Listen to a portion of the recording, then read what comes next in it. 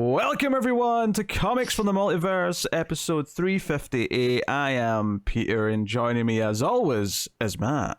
Hey, what's up? Also, shockingly, Connor is here. Yeah, it's getting a little bit less shocking. I've been here a little bit more often lately. It's a shock to my system whenever you're here, you know. Yeah, but good. Well, it's a DC Comics podcast, everyone. We get together, we talk about the books we read this week, and coming up on this week's show, we have Action Comics 1055, we have Nightwing issue 104, we have Green Arrow issue 2, Justice Society of America issue 4, Unstoppable Doom Patrol issue 3, and City Boy issue 1. That is what's coming up on this week's show. So, look forward to it. There's a little bit of news. And any other usual segments, which we may be getting to soon. But there are no other usual segments. I'll give a minute for introductory stuff before I jump in head first into Matt's favorite segment. Fart noise. How are you, Matt? You seem stressed. Oh, I'm not stressed, but I've had better weeks, so. Other than that, I'm okay. Yeah. I was excited about this week because there was a gaming thing on Wednesday, but then it was really disappointing. So I was at work and I was really disappointed going into work. I'm like, oh man, I'm gonna miss it. This is like it's the first big showcase that they've done in like 18 months, something like that. Yeah. I'm like, it's gonna be a big one. And then I took a break at like 11 o'clock to go check the news, and I was like, oh, never mind. Yeah, it was PlayStation's first thing in a couple of years, which, do you know the frustrating thing about it is that all the things that people were expecting are still there, they're just not announced yet. For some reason, they just held them all back. For whatever, maybe they've got another one later this year, I don't know what it is. But for whatever reason, all the developers that are making stuff that we know is in the pipeline just didn't show up. So, I guess we'll see it next time. Now I know how Connor feels when we talk about wrestling. There's a wrestling video game coming out at the end of next month, Matt. I know. You actually know something about that. I do, and I know it's going to be for PS4, so there's a chance I might be playing it. Oh, you can play the crappy old gen version. Yeah. That's fine. You know, the last time I turned my PlayStation on. I feel that maybe this is a trick question. Maybe you turned it on for a non-gaming reason like 3 days ago. No, I'm actually asking because I don't remember. Well, I don't know. How did I know? Yeah, so I don't know. Probably we were watching a Blu-ray. I don't know. Yeah. But yeah. That's still have all the Uncharted games and God of War to play, but I don't have the time. So. There's still a couple of gaming conferences coming up that could be good, although the PlayStation one's usually the one that delivers more for me, so I'm kind of lukewarm going into these other ones, but hopefully they give me something. I think the only upside for you now is, even if they just show CG trailers of games you're not interested in, it's no worse than the PlayStation one, so... No worse, no better. But no worse. But the point is they can't under-deliver. This is true. Hey, if Xbox want to do a better than usual showcase, this is the time. This is the chance they've got to actually shine. I don't expect them to. I expect it to be the same they usually do. But... No, I don't know. I think this is the one where... Oh, no, see, that's the hype. That's the copium. You're set yourself up for failure. I'm just saying, this might be the one. It might be the one. But I tend to enjoy the Xbox showcases more than you do anyway. Like last time we got Hi-Fi Rush, and that game's great.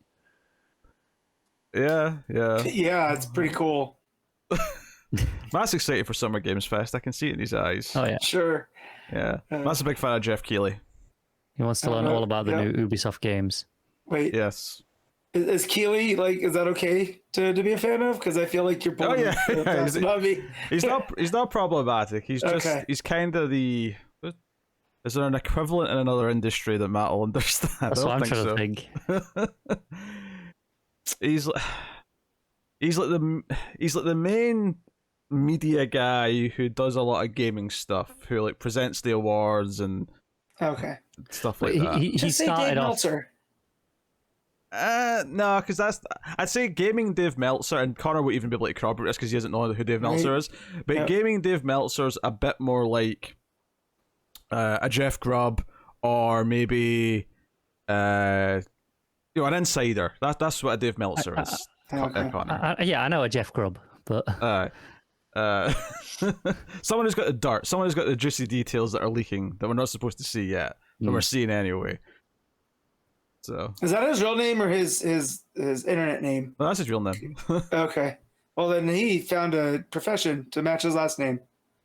Yeah. Honestly, if you look at him, Matt, he's basically the video game version of you. He's kind of. Especially now that he's cut his hair. He used to have long hair, so maybe not so much. I like the cut of his jib then. Oh dear. I love how I'm trying to compare figures in the wrestling and gaming communities, but only one of either of you will understand what I'm talking about at either time. So neither of us can back you up at any point. I'm just like, yeah, okay, that's just the way. You didn't have to choose wrestling to compare to. Well, yeah, but he brought up Dave Meltzer. Yeah, but I mean, who in the comics world, right? When it comes to comics, quote unquote journalism, we don't know any of those guys. Okay, it would be like if Rich from Bleeding Cool stopped posting all just the gossip and stuff like that, and became like the mouthpiece for every publisher, and he put on a big show, and he hosted a con and was like, all these are going to be great. Okay. But kind of like that. Kinda. But Pete's saying this Keeley guy is likable, so that automatically qualifies. Yeah. It's not one for one. Yeah, I don't think comics have a direct correlation to these things. That's because they have no journalistic presence at all anymore. Well, movies don't either, but I think with movies, it's because movies is such a big industry that it's way beyond just having one or two key figures like that. Yeah. So, I don't know. That's it. Anyway, video game stuff. It's E3 season. E3 itself is dead, but it's still E3 season. So it'll always be E3 season in our hearts. It will be, yes. Who killed E3? Is that a new Tom King book? E3 themselves killed E3. Oh, okay. Gotcha. They started with a shot in the foot, and then they took out their own shins. Yeah, and then the pandemic they kind of worked up to the shoulder. Yeah. But then the pandemic stopped them from any hope of rehabilitating, and then they said, "You know what? Nah, we'll just quit. We're done." Yeah. So there you go. Wild. Hey, there's a lot of good juicy gossip in the video game world, Matt. You just need to pay attention. It makes a difference from just everything being about a CM Punk coming back every week in wrestling. Like that, I'm sick of hearing. Even as a CM Punk fan, we talked about this last week. Me and you offline. I don't care anymore. I just want to enjoy wrestling. So if he comes back, I'll be happy. If he doesn't come back, I'll still be happy. So that's where I am. It just makes it very hard to wear his merch in public right now because one of my friends at work compared him, like completely unknowing my thoughts about Shawn Michaels, compared him to Shawn Michaels, and that hurt. I compare him to Hulk Hogan at this point, to be honest. Yeah. That's the sad part. So sorry, what the hell has he done? Well, no, he's just a prick. He's just got a bad attitude, and he's in for himself. It's not so much that he's done. When I said compare it to Hulk Hogan, I'm not comparing him to like the sex tape revealed he was a racist Hulk Hogan. I was more that's what as an outsider. That's what came to mind. No. It's more like how he used to be behind the scenes with the politicking and having to get his own way, stuff like that. And you say out for himself, but also out for people that don't need representation. Yes, that's the one where it's like. It's not enough for him to succeed. It's the others that have wronged him must fail forever without a glimmer of hope of ever succeeding. That's the thing.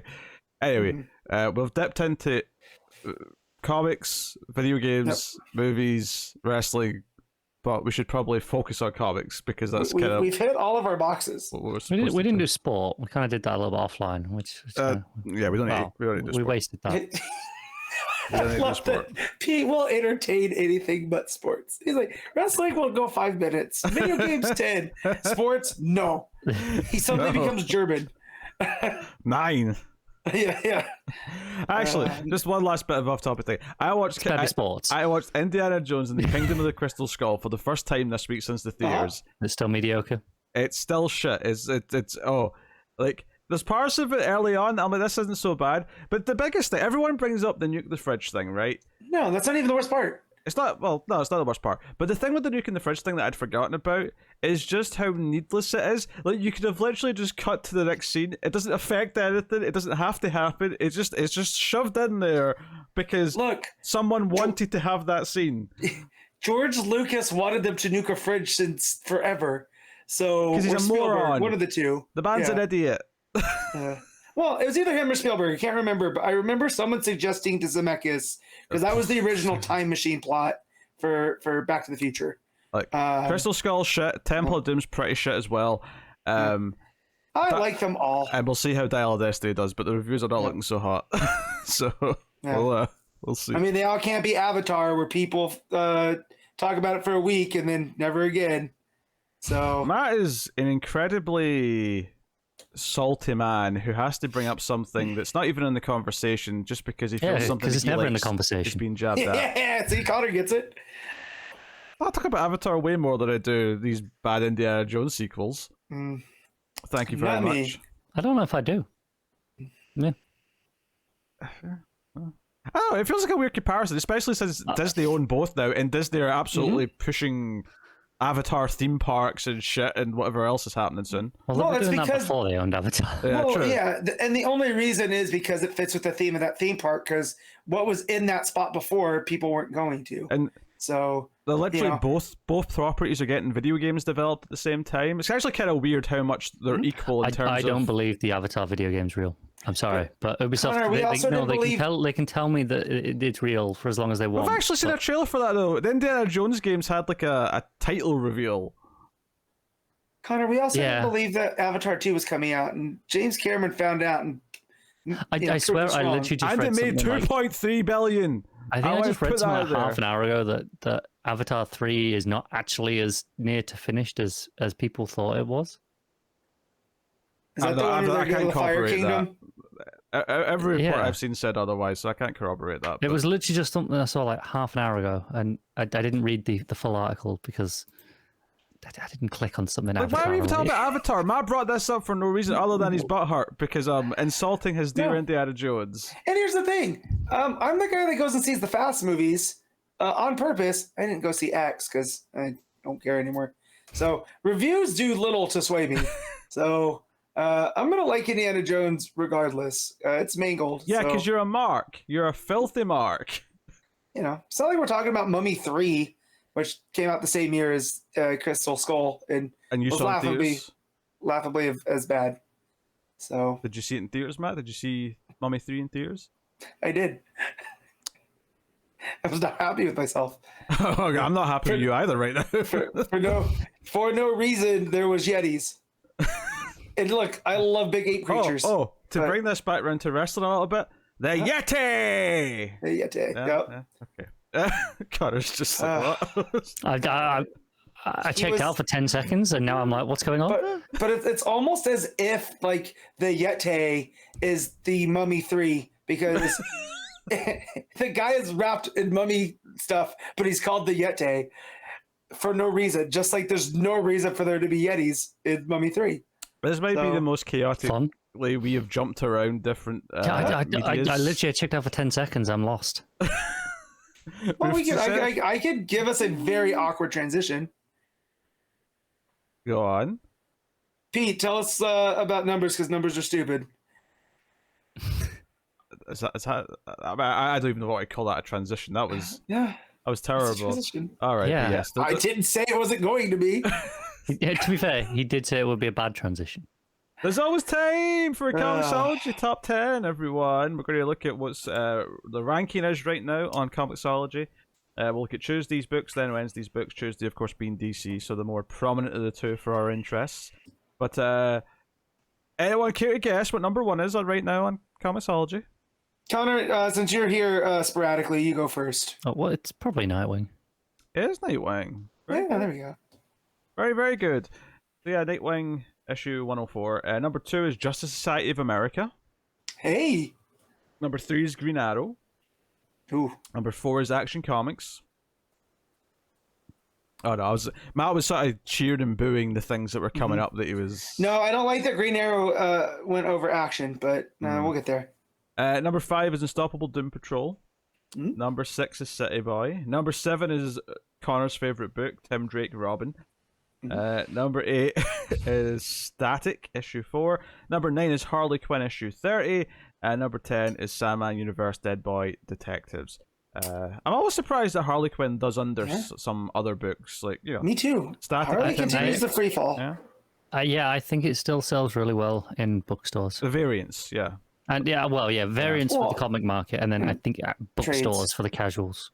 Yeah, is it that and Catwoman just always seem to be really low at ranking, but Catwoman has been for over a decade at this point. Whereas Harley was a lot higher at one point for sure. Yeah, it's always interesting to see. But that is the Tuesday books, so we'll look at the Wednesday books. Any guesses as to number 1 from the rest of the industry on Wednesday?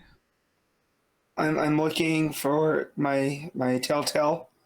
Yeah. Thing. I don't see anything, but there's a Storm issue 1. Yeah, that's gonna be my guess. The Storm issue 1. It is actually Storm issue 1. I didn't think you were going to get that. I thought you were going to look for, something else, something. If I can't find a banner, I look for a number 1 with an X character in it. So. I mean, it's a solid strategy. I can't deny that. Oh, it's being written by Ann Nocenti. So, if you guys love 90s comics, here you go. Well, it's been a while since Ann Nocenti's name's put, because she used to do the odd DC thing. She did a terrible Catwoman run in New 52. That's what it was. I knew her name from somewhere. Number 2 she's done a lot of better stuff as well, let's be fair to her. I don't think I've ever read any of it, but I'll take your word for it. Fury, issue 1 is number 2. Is that as a Nick Fury? As in I Nick believe Fury, so, yeah. by Al Ewing. That's pretty good then. Number 3 is Thor 34. Number 4 is Darth Vader. Number 5 is The Ambassadors, issue 5. That's a Mark Miller book. Number 6 is New Mutants, Lethal Legion. Number 7 is Bishop War College. Number 8 is Supermassive, issue 1 by Kyle Higgins. I think that's the crossover Image book. Yeah. Yes, it is. Yeah, there you go. Number 9 is Daredevil and Echo, issue 1 by Taboo. Do we know who Taboo is, the writer? Nope. Yeah, this is just an odd name to see in the thing. And then we have The Forged, issue 3 at number 10, which is a Greg Rucka Image book. So, okay. Yeah. There's a new Greg Rucka Image book? Apparently so. Yeah, a few non-Marvel books sneaking out of the top 10. I suspect maybe they've pushed a few things for their 5th week next week. They usually do. They don't have dedicated books usually. Unlike DC, but more on that at the end of the show when I'm telling you what's coming next week. Is it nothing? It's almost nothing. They pushed Detective Comics to next week because that's usually the same week as Action. It's that and the Pride special, and that's basically it. Oh boy. It's just one of those weeks. So. That's about it. Extreme Venomverse, that sounds like something Connor would like. You should read that. That's out this week. Unless it's part of the following on from the Donny Cates, then you got the Ram V and Al Ewing stuff. I'm probably not interested. Okay. All right. Well, there you go. That's a ComiXology top 10. I have nothing more to add. It is indeed by Al Ewing, so... Oh, okay, well then I probably will get to it at some point. There you go. All right, so we also do have a news story this week. DC have announced something, a crossover for the couple of months after Night Terrors. It's not a big line-wide thing, it's just 2 books, but it is Batman and Catwoman that are going to be crossing over. And it's called the Gotham War. Boy. So I know the feelings are all just so this is taking place over 2 issues of both books and a couple of tie-in one-shots. So there's a one-shot that kicks it all off called Batman Catwoman the Gotham War Battle Lines issue 1, and then the story takes place throughout Batman 137 and 138 and Catwoman 57 and 58. And then there's also a 2-issue tie-in called the Gotham War Red Hood issue 1 and 2. I know Connor's rubbing his hands together at the sound of that. And then there's another tie-in which is Scorched Earth. Now I'm getting conflicting things in this article. The bulk text says this is also a 2-issue thing, but the bullet point list only says issue 1. So I'm not sure if that's a 1-shot or 2-parter. But either way, it doesn't make much of a difference. It'll be confirmed whenever we get solicits. Yeah. So it's 2 issues of each of the books, and a big 1-shot to kick it off, and then some tie-ins, which I assume will be relatively optional. As someone that is very puzzled by Zdarsky's decisions. Oh, I know. This puzzles me. That's behind this story. Well, he's writing half of it. It's him and but Tini Howard, who's doing Catwoman, that's working with him on it. Yeah, who's writing the 1-shot to kick it off? Or is it both of them? Them, I think. Yeah, it's them together. Yeah, it's them. But it just says Zdarsky's blurb on it is, I don't want to spoil anything, but with Selina's recent breakout from jail and Bruce's struggles with Zur-En-Arrh, things are going to get intense in italics. Selina was in jail? I guess. None of us have been reading Catwoman, so... Yeah. Yeah. But I thought that we were kind of not done with Zur-En-Arrh as a concept, but just to have it come back after the arc that we just had. I don't know. Yeah, I mean, I really was down in that last Batman arc that just finished. Like, by the time we got to the end of that... Great. Yeah, by the time we got to the end of that, I was just tearing it to shreds. So the fact that it's now crossing over this run that I'm having issues with a book that I don't even want to read makes this a really tough sell, I think, for us as a group. Yeah, and also it's not even a concept that is exciting to maybe get you back on board. It's something that even before we knew the details, you said the name, and we all kind of went, oh. Okay. Yeah, basically Catwoman's a crime boss now, and she's going to be pitted against Batman. That's basically the premise. Never seen that before. Yeah, it doesn't feel that, I don't know, interesting or new or exciting. It's a lot like when Cyborg has to fight a machine version of a villain. And is he man or machine? It's like, okay, we get it, guys. You guys got one story. I mean, but let's try something different. Maybe it'll be different. Don't get me wrong. I am happy that this is just Batman and Catwoman, and it's not because I'm already annoyed that the previous 2 months are losing most of the regular books. Yep. So I'm pleased that this is just in its own little corner. Yeah, that's fine. Should we choose to ignore it, I think we'll be okay. Yeah. The real question is, should you choose to ignore it? Do you end up coming back to Batman afterwards? Probably not, because I'm already on the cusp. So, assuming that is Batman still once a month or is it twice? It's once. Right. Mm-hmm. So that's going to be 4 months of you not reading Batman potentially. Mm-hmm. Hey, I'm getting all the Batman I need over there in Detective, so I'm okay. I'm Brave and the Bold, which was fantastic. I haven't read that yet. That's true. Tech is fantastic. Yes. Yeah. I feel like the one thing that Batman's got going for it, and this is just unfair to every other book, is that it's Batman. And did Pete just because Batman, the Batman book? No, but I get why it sells so much because people walk into a store and they'll just grab a book called Batman.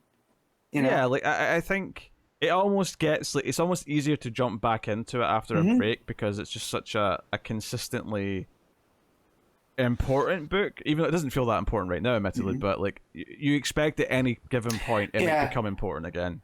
For the first time since we had a switch over, from, I'm trying to think, maybe from Tynan, right? That this is the least important Batman has felt. Because even when Williamson had it, it felt like you had Lex Luthor showing up and you had Batman Inc. stuff. It felt like it was doing something bigger. Still felt like it was more the main Bat book at the time because Detective was doing the Tower. Yeah, the Tower, which was very much an event thing. It didn't feel like the main book though. Yeah. Right. I don't know if any of them feel like the main book right now though, which is just it's an interesting philosophical question. Is like, I think objectively speaking, Batman probably feels like the main book because it's more plugged into continuity and it's the one driving these crossovers, whereas Tech feels like it's the better story. Right, but the whole last arc on Batman was him in an alternate reality. So it was like gone from continuity as far as it could be for that last arc. Yeah. But Tech has consistently felt, even during the Tower, that it's the Gotham book. Like, these are the going-ons of Gotham, and You know, Batman's still the main character, but it shifts its focus. So, but yeah. Yeah, there's a lot of good things going on right now. But I will say, like, Dawn of DC, I think, for the most part, has been delivering new, good, ongoing, or miniseries books. But the event announcements so far have been like, eh? Yeah, I haven't tried any of the issue ones from last week yet, but I've enjoyed all the other ones that I've tried so far to varying degrees. Yeah, they were all very... I mean, admittedly, we didn't read all of Brave and the Bold, but the first story by King and Gerrits was... Like, who was the other story by? Assuming that's there's 4 other ones. It's like okay. Urban Legends. It's like, okay, I'm with you. Yeah. But like the other number ones from last week, Vigil was fantastic. We were singing the praises of that. What else do we have? Cyborg was the weakest of the bunch, but it was still solid enough. Cyborg's still a good read. Yeah. What was the other number one? There was a 4th last week. I have to go back and look. Was it Green Lantern? Was Green Lantern last week? No, Green Lantern was the week before, because I read Green Lantern. And that was good. That was. Yeah, I didn't like it. It wasn't like the best book ever, but I enjoyed it, and I enjoyed Spirit World as well. All right, I can just look at last week's list. Oh, Titans was the other number one. Titans, yeah. I'm just getting there. I'm going to my back catalog. I almost glossed over that, I think, just because it feels like an extension of Nightwing. But that's why it doesn't feel as new as the other ones, even if it is. That said, though, I spent a lot of time last week praising that it felt more like a Titans issue and not a Nightwing issue. Like, it actually does feel like the ensemble is, That's good. Yeah, so, like, by and large, I'm enjoying a lot of the new books they're launching. Doom Patrol, obviously, we're going to talk about today. We've really liked that, the first couple of issues. We got new stuff coming up on Wonder Woman. Yeah, so, like, I think all the actual ongoing regular books from Dawn of DC, I've been mostly quite happy with. I mean, obviously, Green Arrow didn't blow us away. I think, notably, the Superboy one is probably the weakest, right? Right, but that was a winner of a round robin. So it is, but it still has the Dawn of DC banner on it. Yeah, I would never expect, though, that every book in a new line is going to hit. You just want, like, 70%. Yeah, but I think the hit rate so far has been pretty good, and I'm feeling quite good about the most of the ongoing content. It's just the event announcements have been kind of shit. Yeah. So, we talked last week, like Night Terrors could either be a really fun 2 months for some books, or it could be stuff that we just forget immediately. So it could be a miserable 2 months of us in this show just be like, I'm so sick of Night Terrors, can we have our books back, please? I'm kind of expecting that, to be honest. That's and then if it's not, I'll be pleasantly surprised. Yeah, but like I'm trusting in my writers that I tend to like anyways, like your Philip Kennedy Johnsons and Ram V's, the books that they're on, I'm sure will be fine. You got the Dan Waters in there too. Yeah. His stuff tends to be pretty ethereal. So. I think the Misery's the more likely of the two options, but obviously you hope. You hope for the best. No. You don't want the bad. So anyway, that'll do that for that news item. Gotham War coming in what, September, October? Does that sound right? It's a while. Were they announcing this so early, or is it just me? I closed my tab. That feels early. Yeah, no, because July, August is Night Terrors, so September, October for Gotham War. So it'll be in the next solicits, the first half of it. It kind of feels weird to think that I might not read the next issue of Batman until November. That's quite a... Well, there's a couple before Night Terrors, isn't that? Because that's not starting until July, so there's at least... it'll be June's issues. There's June and July's issues. Oh wait, no, June's issue. Just June. God, Night Terrors is... Well, it's not next month, but it almost feels like next month. We're almost into June now in terms of comics publishing.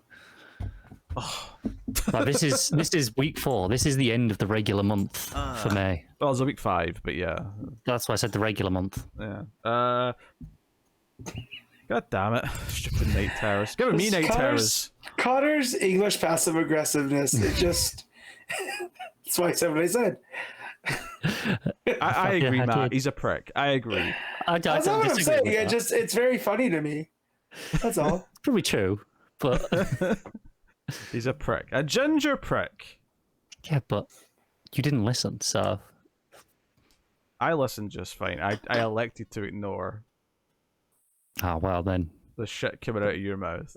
You deserve me being a prick then, don't you? No one deserves you being a prick. No one. Anyway, that's what AEW told to CM Punk, and look where they're at now. Aye, Connor, the CM Punk of this podcast. Yeah. See, half an hour ago, that would have been nothing to me. Now, I don't think I approve of that labeling. Actually, now I'm one step removed from Hulk Hogan, and I do not approve of this. I like how he's like, half an hour ago that meant nothing to me. Now that means almost nothing to me. Yes. But it means enough to know that I'm Connor, it also is baseline, which means I like you significantly, goddamn, I can't talk. Significantly more than Pete does. So there you go. Tracks. Yeah. All right, let's get to the comics then, shall we? We have Action Comics 1055. This is Philip K. Johnson writing with Rafa Sandoval on the art. Let's get into it. This is obviously picking up all the stuff with, we had Metallo, Superman's trying to help Metallo now find his sister, Cyborg Superman's showing up. I think we all said last time that we expected that he wasn't the mastermind behind it and he was just the next sort of pawn. But there was a few things at the start of this issue that kind of felt like he was saying he was the mastermind. Yeah. Unless he thinks he's the mastermind. Right. Yeah. But his dialogue definitely sounded like he was. But that would be a very Henshaw thing to think, though, right? Like, because him being the technopath. Oh, yeah. You know, him thinking that he, this plan was his entirely. I think there's some worldliness to him, some bleeding over of the tech. But... Sheer effing hubris, to quote Picard. Yeah. Not the character, the show. Picard would never say that. No. So, yeah, there's a lot of big fighting stuff in here. We've got Superman working with Metallo, trying to find his sister. They wake up a version of the Eradicator. Again, the Death of Superman era homages keep coming. they all end up here, right? We have the Metropolis Kid, we have Steel, we have the Man of Tomorrow, and then the Cyborg. It's kind of, I'm bored of it now. I don't know, it's like really bad.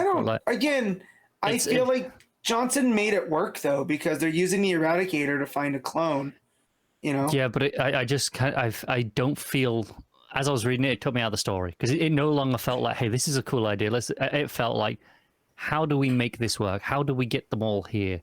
And I've been feeling it more steadily. I mentioned last time when it threw in Cyborg Superman. And now this time, very next issue, let's throw in Eradicator. And I'm kind of like, all right, okay. I just like that it led to, Kara being like, don't activate it. And you know why.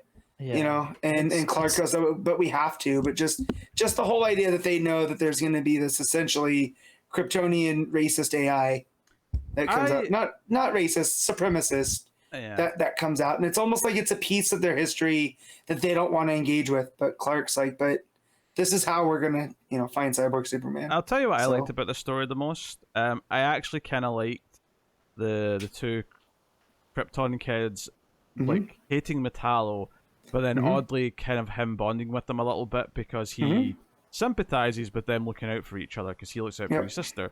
That little bonding, and it was almost like a lesson moment for them that.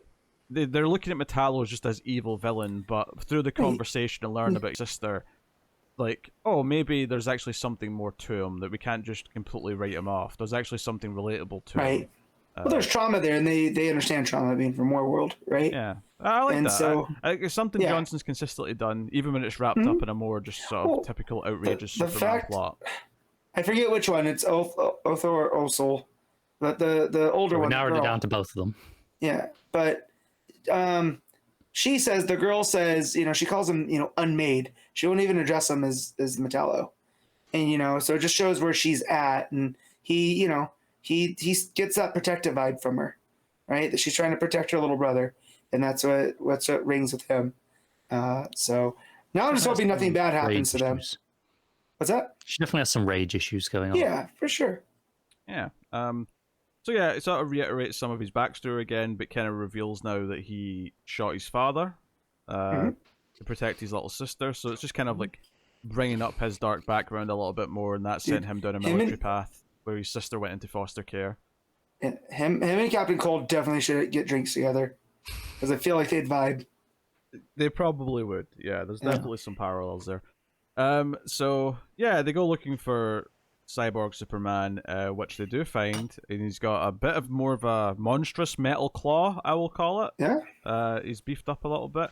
But it turns out that he's actually done some kryptonite enhancement stuff with Metallo's sister, and she's got seemingly some extra strength and powers here at the end.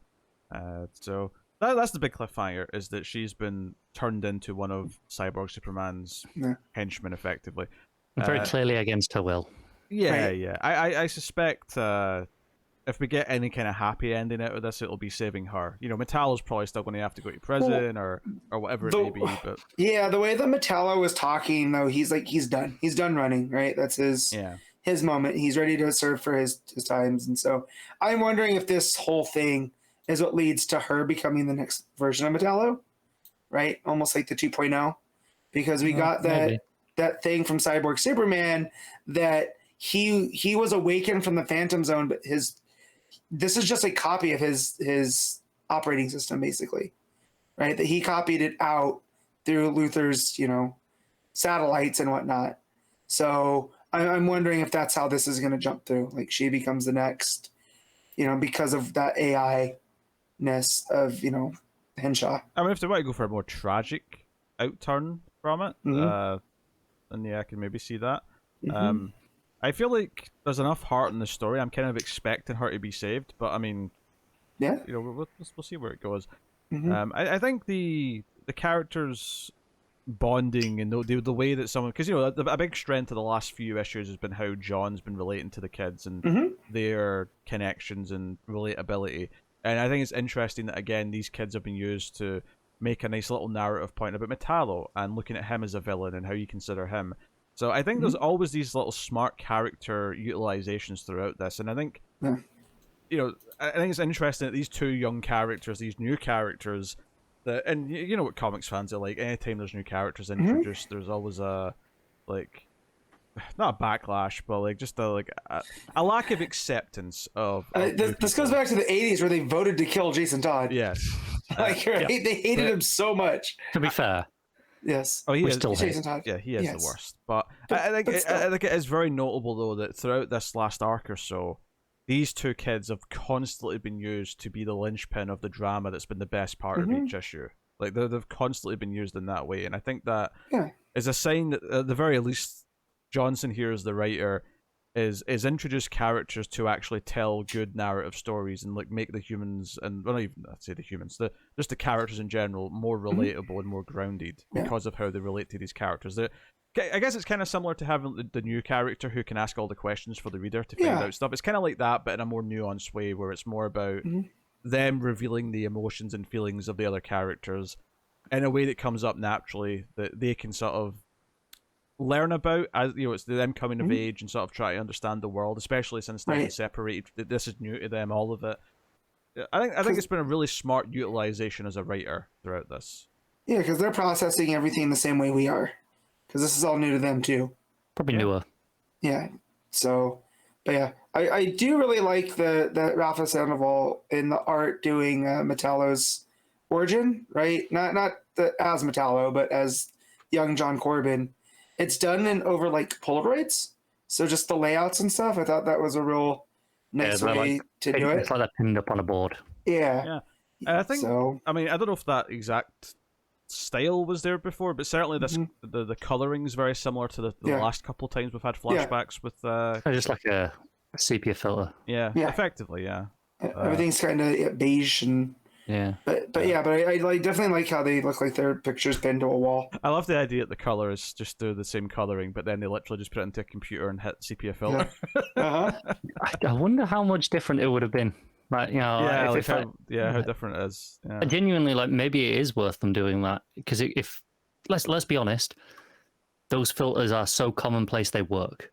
Right? They're one of those ones that you can reliably use because every software for photos has a version of it, presumably because it's easy enough to do. So maybe it is easy enough for the colorist to just do it like normal and slap a filter on it. Maybe it's more about tweaking. You can tweak things more if you're just actually doing it with the right colors instead. But that's what I feel like. That's what makes the coloring part of the art form of comics, right? Is they know what color spectrum to use to hit those tones and make it sepia tone. But if they really just wanted to make it look like an old movie, I'm sure they could put a filter. I'm sure a lot of coloring now is done digitally, and they probably do use most. I would say. Yeah, they probably use like Photoshop techniques to like achieve things like something as simple as just making sure they're picking.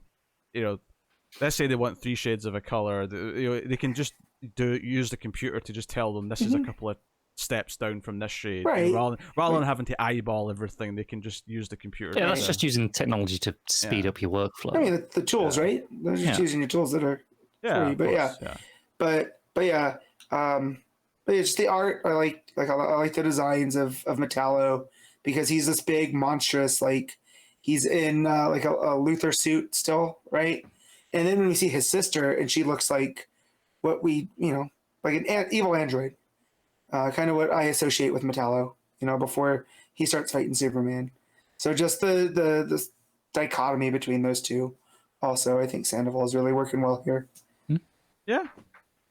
Yeah, I don't think as a story chunk, the main story here is as good as the last few chapters, but it's still really solid, and I still like what it's doing with the building between the character relationships. So it's still really good stuff. Obviously, we have the backup stories here as well. The first of which, of course, is the one we've had the entire time, which is this Lois and Clark 2 stuff with the princess from the alien world now has John kidnapped and wants Princess Joffrey, if you will, and then wants Superman to come and like squash the rebellion. This was okay. I think honestly the turn that she was actually evil, and just wanted Superman to like squash the rebellion against her was kind of a weird left turn to me, and nothing in this part really alleviated that feeling. I still just kind of feel like it's a weird direction that it's went in, but it has nice Lee Weeks art, so yeah. And we're talking about colorists, right? Elizabeth Bettweiser, who usually works with Phillips and Brubaker. So yeah, she used to work with them on pretty much everything. Do you know what? I didn't realize she's a that. master of the flat colors. Yeah, I didn't realize that, but now you've said she usually works with Brubaker, I can see it. now you've told me that, I can see it in the art. Yep. Yeah, I think it's like I said, I think it's I believe it's Phillips' son that does the colors now. Yeah, I think it's Jacob Phillips now, right? Yeah. But for most of their careers, it was her that did all their stuff. So she got ousted because of nepotism. That's what you're telling me. maybe she wanted to just work with superhero comics. I don't know. I don't know. Yeah. Thought someone start a campaign to support her. She's been wrong done by that evil man. I'm buying Action Comics. All right, I'm doing I'm doing at least partial of it. This cannot stand. The Phillips regime must fall. But they've got a new book coming out next month, and I need it. So is it part of the Ruthless? Because I need to start. No, it's the first thing they've done that's not a Ruthless one. Since they started doing those. Yeah. I think it's called. I'm completely blanking. I'll get it up. It's cool.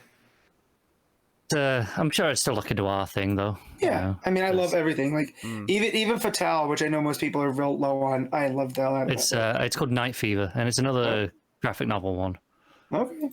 Yeah. Cool. That's how much we enjoyed this story from. Clearly, yeah. That said, though, I read all of this one, whereas the last backup, I started reading and just sort of pieced out after a few pages. I read two panels and then remembered, I didn't read the Steel part last time because I got bored, and then I just got. Okay, guys, let's buckle in because everything you think is going to happen, it happens. However, there is some fun stuff in here with Steel giving a presentation on his view of being a future city, right? Because you always hear that Metropolis is the city of tomorrow. And so the way that John goes into it, where he's like, look, with my technology, with the way that this city takes damage, if we build things with my tech, we can, use that kinetic energy to fuel the whole city. And so in that, there is, and this is the worst part easily, is he has Natasha and Connor trying to break into the building while they're talking. And Natasha's telling Connor that, she has a bet with her uncle that if he can get, she can get through this, then, there's like a monetary value or whatever. The dialogue between those two made me want to throw my book into a fire. Like, it was, I think it was Pete on Twitter, it had big fellow kids energy.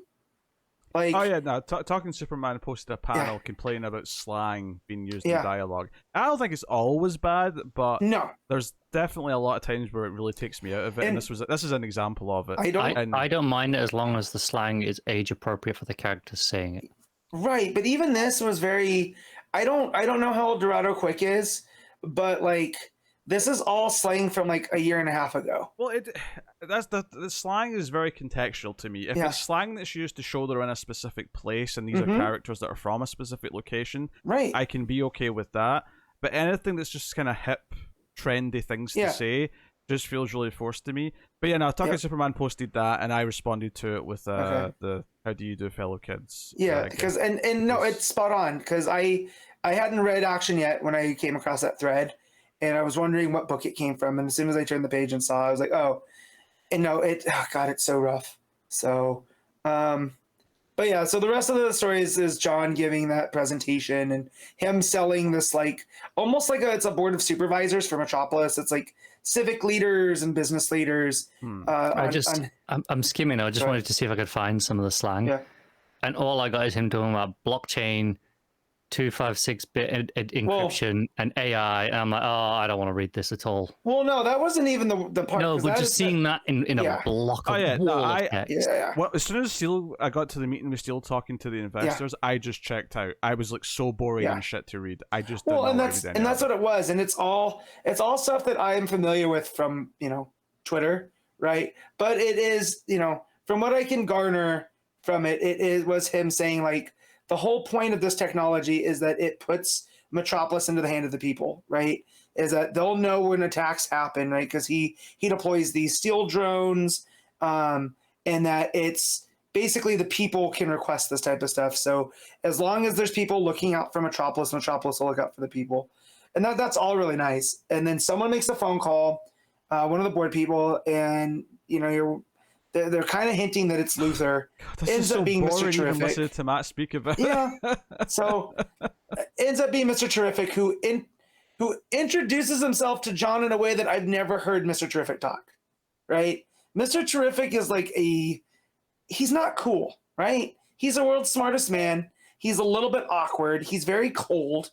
So when he goes, "Hey, brother," I am just like, that's not how Michael Holt talks, So just again, there's just some real try-hard kind of dialogue, and then otherwise, like I get what they're doing with steel and the steel works and trying to make it the city of tomorrow. That's all very commendable. But yeah, a lot to do nothing. And I figured you two wouldn't have read it. Well, at least Pete, because I wasn't factoring Connor.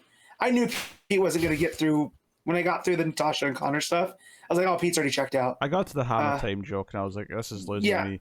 No, I didn't get that far. No, the Hammer Time joke doesn't even work out either. I was like, oh yeah, I didn't read this last time. Goodbye. Yeah. So, but yeah, it's really a damper. On an otherwise, both of these backups kind of.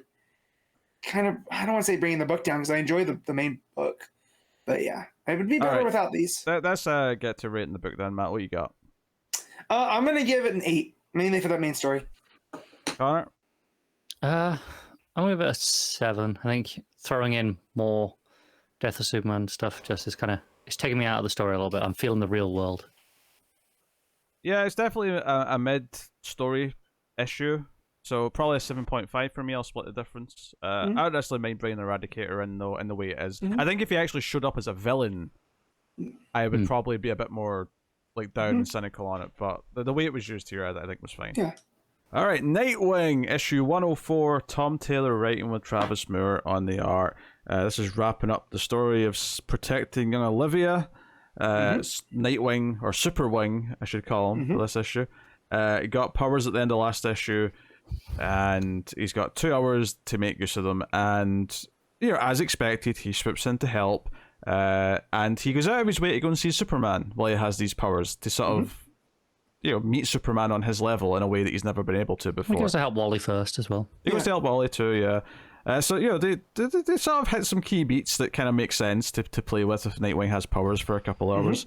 There's little bits in narration where he's talking about how he's literally seeing the sun rise in minutes because he's traveling so fast, towards the horizon. So the little bits like that. Honestly, probably the big thing here, and it's actually kind of a little lead in to maybe some plot we're getting in Titans, is Raven going and basically murking or helping the other demon chick kill Neron. Yeah. That was kind of cold and like, and it does point out, there's something missing, something's different about Raven that we're going to have to, that's not so Raven, one might say. Yeah, that is not so Raven. So Connor loved that. He's pretending he didn't. He loved it. Oh, it was terrible. What got me is like I loved Dick going to see Superman, and Superman's going, "Hey, you gotta come up here," and they go to see, get the big view of the Earth, and Dick's like, "Oh, in his narration, he's talking about how he's seen the Earth like this, but from like a satellite. He's never seen it just with his own eyes, and it puts everything into perspective and how big of the world is, and like, yeah, he could, have these powers, but he's not going to risk Olivia for it, and it just tells me what type of person that Dick Grayson is, right? Yeah. And this is what Taylor's been doing from the start. And he was never going to. There's never even a moment where he thinks about it or considers it. It's just this is for 2 hours, and then they're gone, and that's it. Like, that's just the way it is. Yeah. Olivia tries to tell him, "Hey, maybe you should take the deal." Right. But he's still like, no. Yeah, of course. But the other thing too is that Neron, as he's in hell and realizing like, that he stepped in it, Trigon coming to talk to him, and it felt to me like an office, not like the office, but like in a corporate office. Yeah, like the guy from VP. Yeah, like an executive came downstairs to talk to this guy who's effing up and needs to get his shit in line. Yeah, and I love that so much, and it makes me want like a miniseries. I know Tom Taylor's doing a whole lot of stuff, but I would pay for a miniseries of these inner workings of hell, and just Neron constantly screwing things up because he's having people make the wrong deals, right? So like the Grinning Man, like who does that help besides the Grinning Man? That was a weird turn of phrase. I mean, you always. Like, that's how comics work. You pay for them. When you say I'd pay for something, usually it's because it's something you wouldn't have to pay for. No, but what I mean is like I'm definitely in the opposite. I don't know who. I pay extra. I don't know who else is in that bubble with me, like of the Venn diagram. But I thoroughly enjoyed the dialogue between Trigon, because it wasn't this big, menacing. Like, Trigon's this big, huge, demon. But like his dialogue is all very normal. Like, "Oh man, you messed this up, and it's your ass, dude." I mean, I think the old joke or the idea of like showing hell or something like hell as more of a bureaucratic, like mundane nightmare is actually something that does get done from time to time. Yeah. So I can see where the humor in that comes from and like how you do it. So Nightwing's got a callback to the Nightwing is awesome thing. His sticks have still got a little bit of the Nightmite just in them. So we get that. And Neron turns into a slug with tentacles. His true form, which another thing that I like that was introduced, which I don't know if that's been a thing for Neron. Like that's just the form that we get, but the fact that he's this almost Lovecraftian tentacle beast, I do enjoy that. Yeah, and then Olivia gets a little outfit and is going to go live and train on Themyscira, and they promise that she can be a Titan when she grows up a bit, which is all very sweet. But she picks a name. She calls herself, was it Nightbuster? Nightbuster, yep. And you're like, you combine Nightwing with your father's name, and obviously I think the audience maybe collectively goes, but like your father is awful and tried to have you killed or sold your soul. He sold your soul, kid. Yeah. But instead, she's like, because he wouldn't like that. And I'm like, and then Raven's like, pissing off the father. Yes, that I understand. Yes. Yes. I can get behind this. Which I did like, and it's a kid name, right? So like, kids don't make great decisions. So I'm okay with her having a goofy sounding name. I mean, Blockwing was sitting right there. But Blockwing, I mean, that's close to blockchain, and you can't have that. Oh, here we go. Yeah. So. Dear. But so I like that. I like that she's gonna train at Themyscira because you can't have this little kid running around Titan's Tower. So her going there and Donna's people, training her and giving her a home. Yeah, nice. I do love that after Raven uses her power on Neron, he's lying there like either dead or unconscious. I love that one arm's actually like 3 tentacles. It's like he's inhuman on form, except like just one part of him, just a bunch of tentacles. I kind of like that as just a little bit in the art. But so it sets up some stuff. Obviously, Raven and her relationship with Beast Boy is going to be a big part of Titans based on that first issue.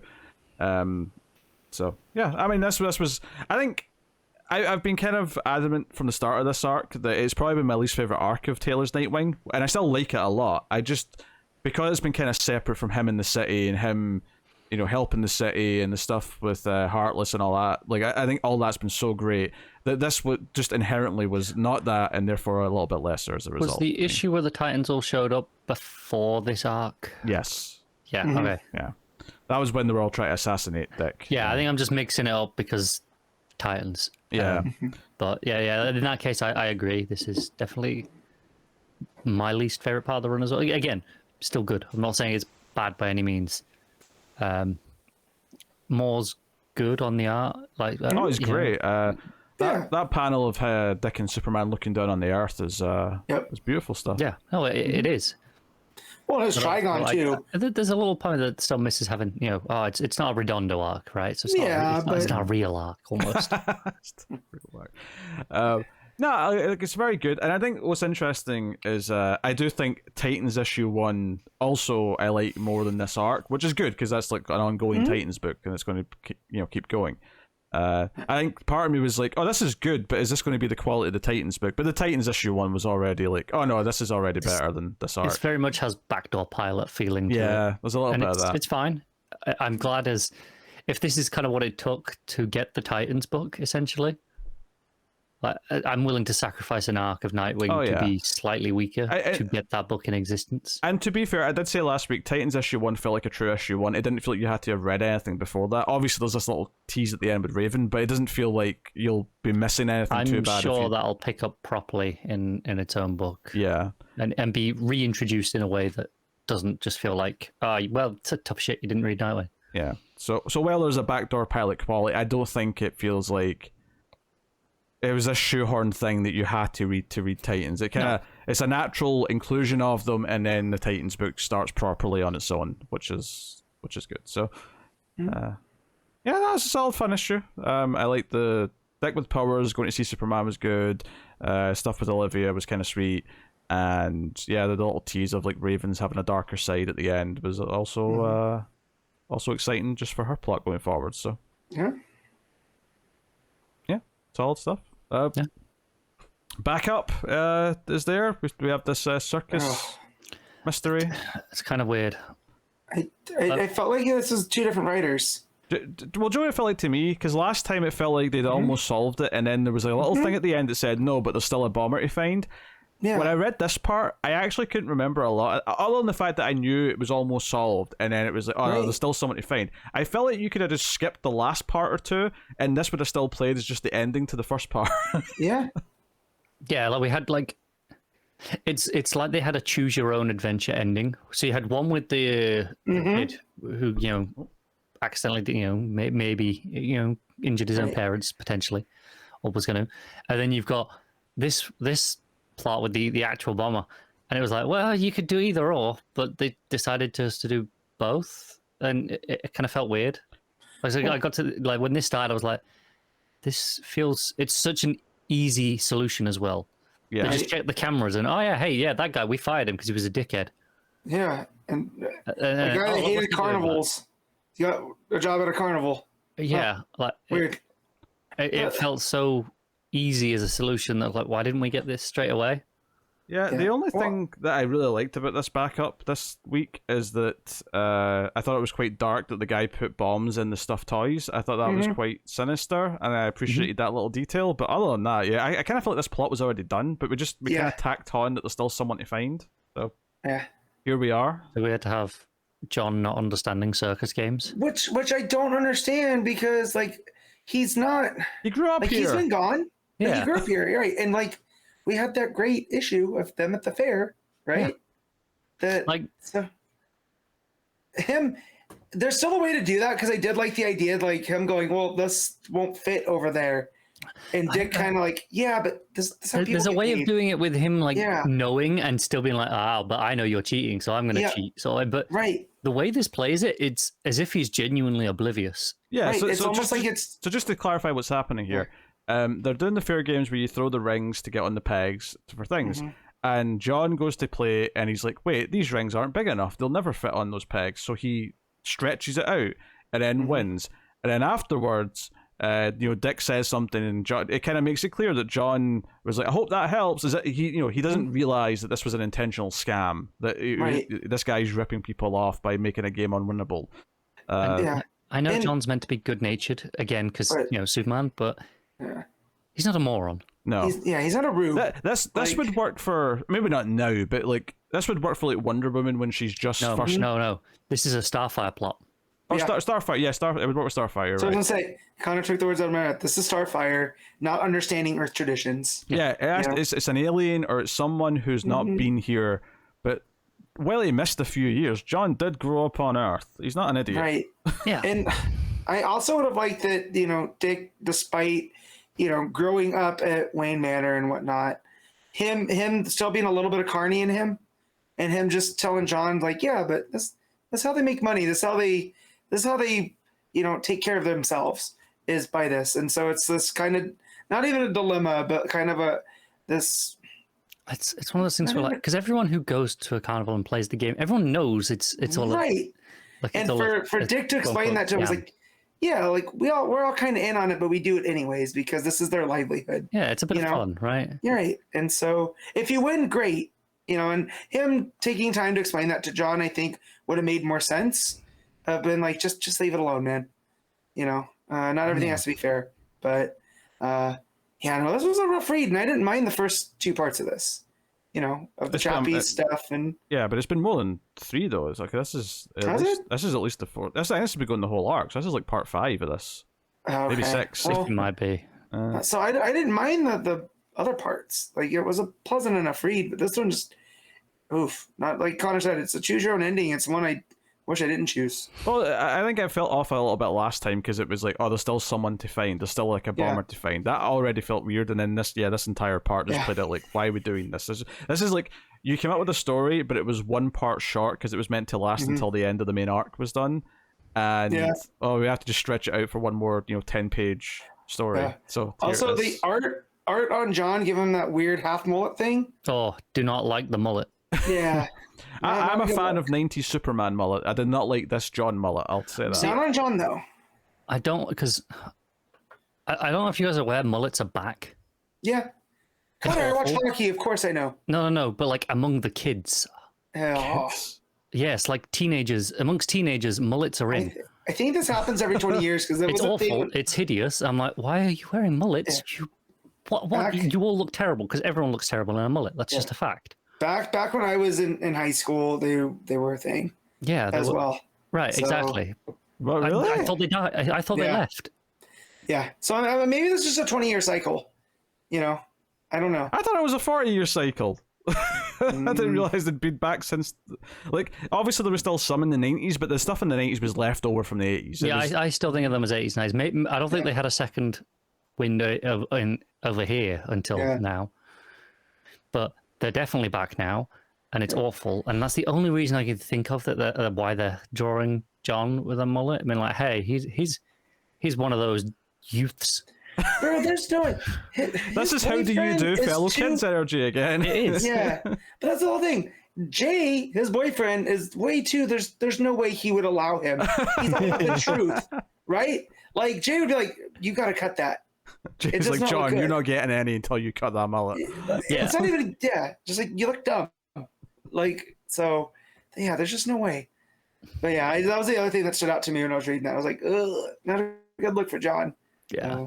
I did notice that. Mm-hmm. All right, well, let's rate Nightwing, shall we? Matt, what are you giving it? I'm gonna give this an 8. Yeah, got it. I'm gonna give it a 7. It's good. Do I split the difference again and give the exact duplicate of the last scores? Yeah, I think I will. 7.5. Let's see how many books we keep this going for. I think I will. I don't think anyone's given the next one an 8, but we'll see. Oh god, I know what the next book is then. Green Arrow issue 2, Joshua Williamson writing with Sean Izaakse on the art. That laugh tells me even Matt's not giving this an 8. No, because this is not a story. This is half a story that he's parsing out over 6 issues. So this, I mean, I know it's an alien world and not an alternate universe, but I'm still getting the same feeling I get with this current Batman run, where I'm just like, why is this the story? I don't want to see Oliver Queen figuring out the alien world. I kind of love the alien world.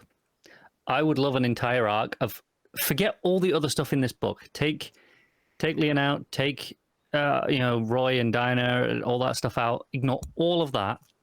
Just Ollie, instead of stranded on a desert island, is stranded on an alien world, and just give me a 6-issue story of that on this world, with its kind of cyberpunk vibes and the cat mob lords.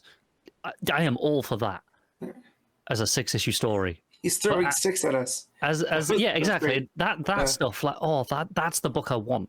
Yeah. But I get like 5 pages of that, and then the rest of it is. I don't think I want bullshit. that book. Not with Green Arrow. One of my big things with comics, and this has ever been since New 52, because New 52 was so guilty of this, is taking the main character and removing all of the supporting cast, so there's no relationships that mean a goddamn thing around them. They're completely on their own and isolated. And I'm not saying it can't be done occasionally well, because it can. I'm not saying it's impossible. But I'm so sick of comics doing this. So I get that. That's why I very specifically only want it as like one 6-issue arc, like one little mini with Green Arrow doing that, him stranding, a bit like the oh no, not again, like we got at the moment. I think it was the start of the first issue, and then playing out like the traditional, like almost like Ollie's Year One story, but on an alien world, and them thinking he's a Green Lantern, stuff like that. Like I like that part of it. Like there's a great story in that. It's just so wrapped up in all the other bullshit that's just trying to fix continuity. It's not a story. It is just it's an extended Wikipedia page. Yeah. But I'll say I'm down with Connor's Robinson Crusoe in space vibe for Ollie.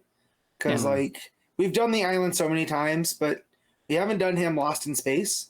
And now we're testing it on this. Yeah. And so, and I like all the Arrow family characters. I really do. I just feel like this is one of those things I don't feel Williamson's heart's in. Like I feel like his heart's in Superman, for good or for bad, right? This is just like a backup script. I don't know if I agree with that. I think his heart is in this. I just don't think he makes good storytelling choices. I think he cares so much about fixing the continuity. I think that's why his heart is in it. I think he desperately wants all the pieces back the way they're supposed to be, but he doesn't actually have a story to tell that. So he's just kind of sprinkling in some other stuff to make it look like it's a book. I don't know. I had high hopes myself as Connor, Hawk, and Robin. Like there's some stuff there, and it just everything to do with the Earth stuff I just don't care about. What's extra disappointing is kind of the only part of this book that I was enjoying. Them being on this desert island, alien world vibes. We're abandoning that by the end of issue 2, and they're thrown somewhere else, or judging by the end text, somewhere else. Right. Yeah, him and Leanne are just jumping to wherever. Yes. We'll see.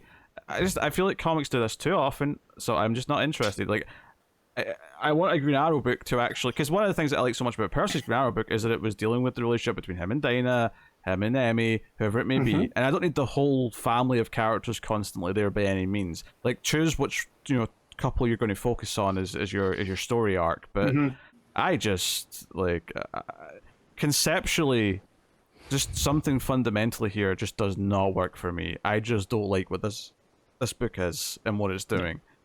And it's not that there's not like little cute moments here or there. Like a cat mob boss, sure, whatever. Like I can get onto some level of being on board with that, but it just, it feels like I guess that's because what you were saying a minute ago about it feeling more like a Wikipedia page with a few loose story things around it just to try and make it feel like a book. But I feel like sometimes comics that are like this can fall into this territory where they're not really telling a story, where every page and every panel is designed to create a feeling and take you through a journey where you're like experiencing the highs and the lows, the excitement and the fears of what's going on. I feel none of that from this book. All I feel is a series of like concepts and continuity corrections and the next thing, the next thing, the next thing. It's also a shame because I'm not familiar with this artist before now. Izaakse. Yeah, I think he's great. I think this book looks gorgeous. But it feels like, you know, wasting his talent almost on this book. And then the cliffhanger, of course, is Dinah and Arsenal Roy. or Roy, if they end up encountering Peacemaker at the end. Yeah, they go to Belle Reve because they're looking for Waller. And yes, looking for Waller. Vertigo's like, well, maybe I could help you. And then the wall bursts open and it's Peacemaker and Lady Peacemaker? Peacewrecker. Okay. Was that her name? Okay. Yeah. Which is one of the things. Wasn't that one thing towards the end of the last issue that of Crisis? No. Last issue of this. Wasn't that one of the things that was disappointing? Is that we're bringing in Amanda Waller and Peacemaker and all that shit. I seem to remember feeling disappointed about that as well. Yeah. So, yeah, like, I feel like I'm reading this just to see how much of a mess it is now, which is not the healthiest. I'm in now. I'm in if I happen to be on the show on this week next month. If I'm not, and then I have to catch up on 2 issues, I'm not going to, am I? Let's be honest. I mean, I don't blame you. At least it's a quick and easy read. I'll give it that at the very least. And maybe that's because the art's pretty solid. Maybe that's because Williamson, for all of his other faults, isn't like aggressively wordy or anything like that. So it's not like a chore to get through. But I'm just not enjoying the concepts or anything that's happening. And that goes for both this and Superman right now. So it's Williamson has a lot of work to do to redeem himself. Yeah. I feel like he's spread too thin right now. I feel like the Night Terror stuff, this, Superman, I feel like he needs to just focus on one series at a time right now. Because this happened at the end of Flash. I would agree with this, but I feel like this is more often him than not. I don't know, like, there's some early Flash and this Robin book are the only things I can think of at DC that are better than the standard that I now kind of expect from him, which is this. So it's at the point where if he wasn't on high profile books, I wouldn't check them out. Like if I saw his name on, like, I don't know, Catwoman. Catwoman's a mostly inconsequential book that if it's a good writer, I'm excited to read, but if not, it's an easy skip. If I see his name on it, I'm probably not even trying it. Yeah, he's a poor man's Geoff Johns, I think, is generally how I'm feeling about his stuff these days. It's like he's trying to do what Geoff Johns used to do, but it's nowhere near as compelling or as exciting. Yeah. That's just kind of how I feel about his stuff overall. Which is a shame. It's a shame because he clearly cares about the characters. I just don't like how he tells his stories. I wish he could make us care as much as he does. Right? Yeah. So. Yeah, that would be good. All right, what are we rating Green Arrow? Matt, what are you giving it?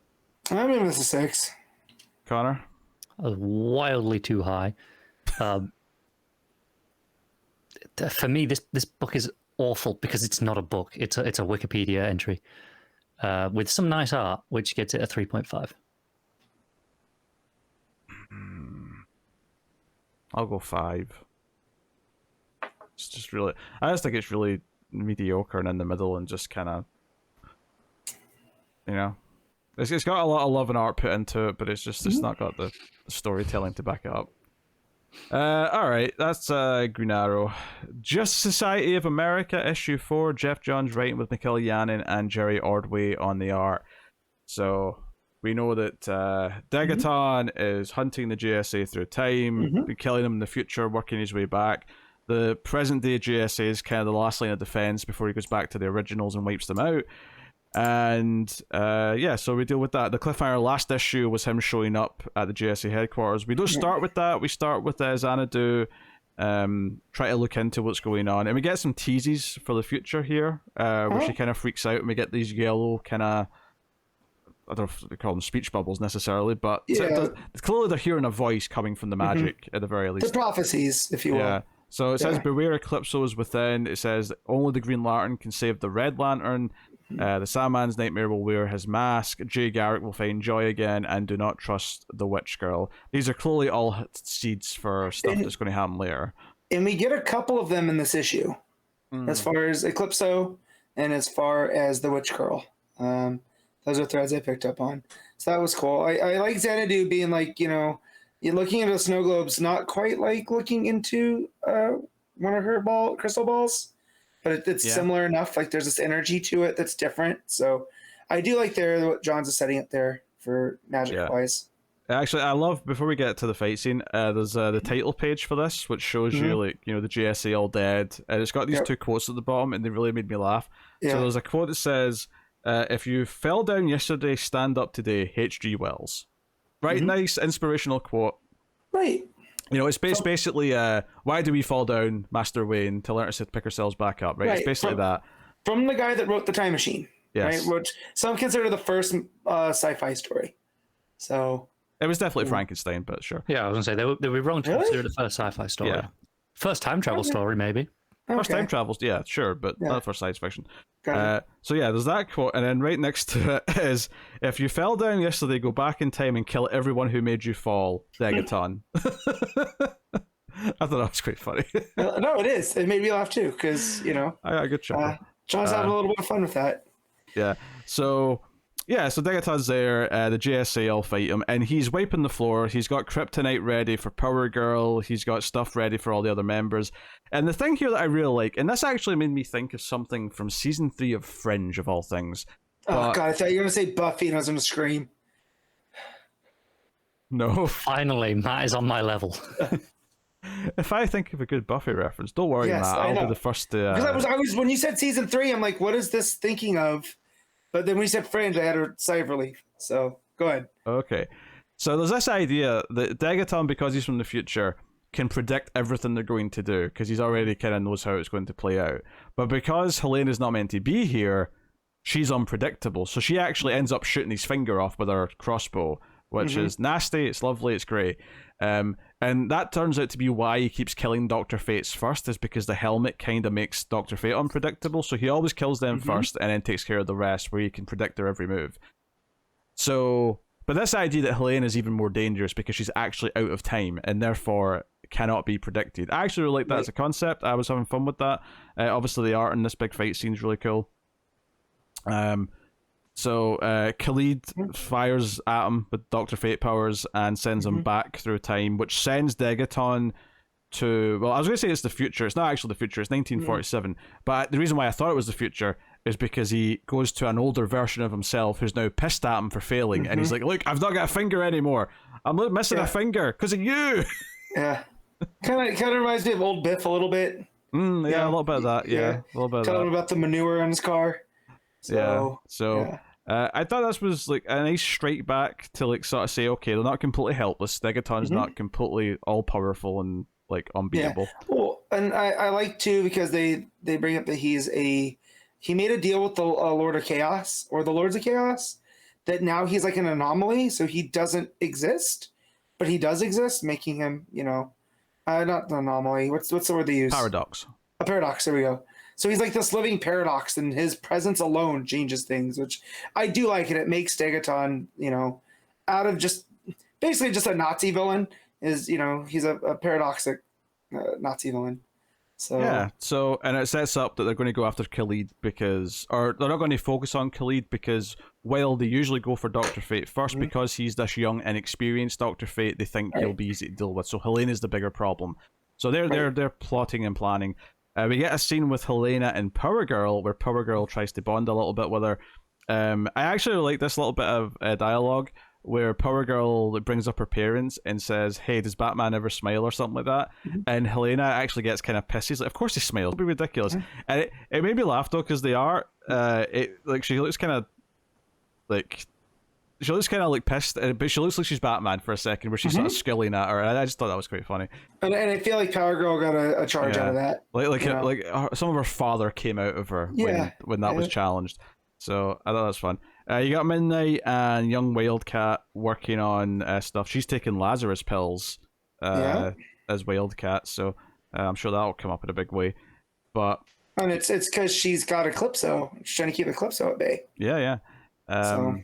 So that there's some stuff with the JSA discussing their plans and what to do. Stargirl and Jakeem are flying off to do stuff. But the big ending of the issue is that Helena has left. She's ran away to Gotham, and the final page, as Batman's taking down the Toadman, is Helena showing up and saying, "I'm your daughter, and I've come back to save your life." So we're going to get Helena with Batman next issue, which should prove entertaining. Because one of the conversations she has with the JSA is that she can't reveal anything about Batman dying, right? Because Batman still has to fulfill that. So the fact now that if she can't come to tell him that, in essence, she's creating a paradox, right? Actually, I think it's Xanadu who specifically, when they bring up Batman's dying, can we do something about that? She says, "No, we can't interfere with that. That has to be whatever it is." Okay. Yeah, so there's Xanadu. So now that Helena's going there and doing this, I feel like this is part of the plan now.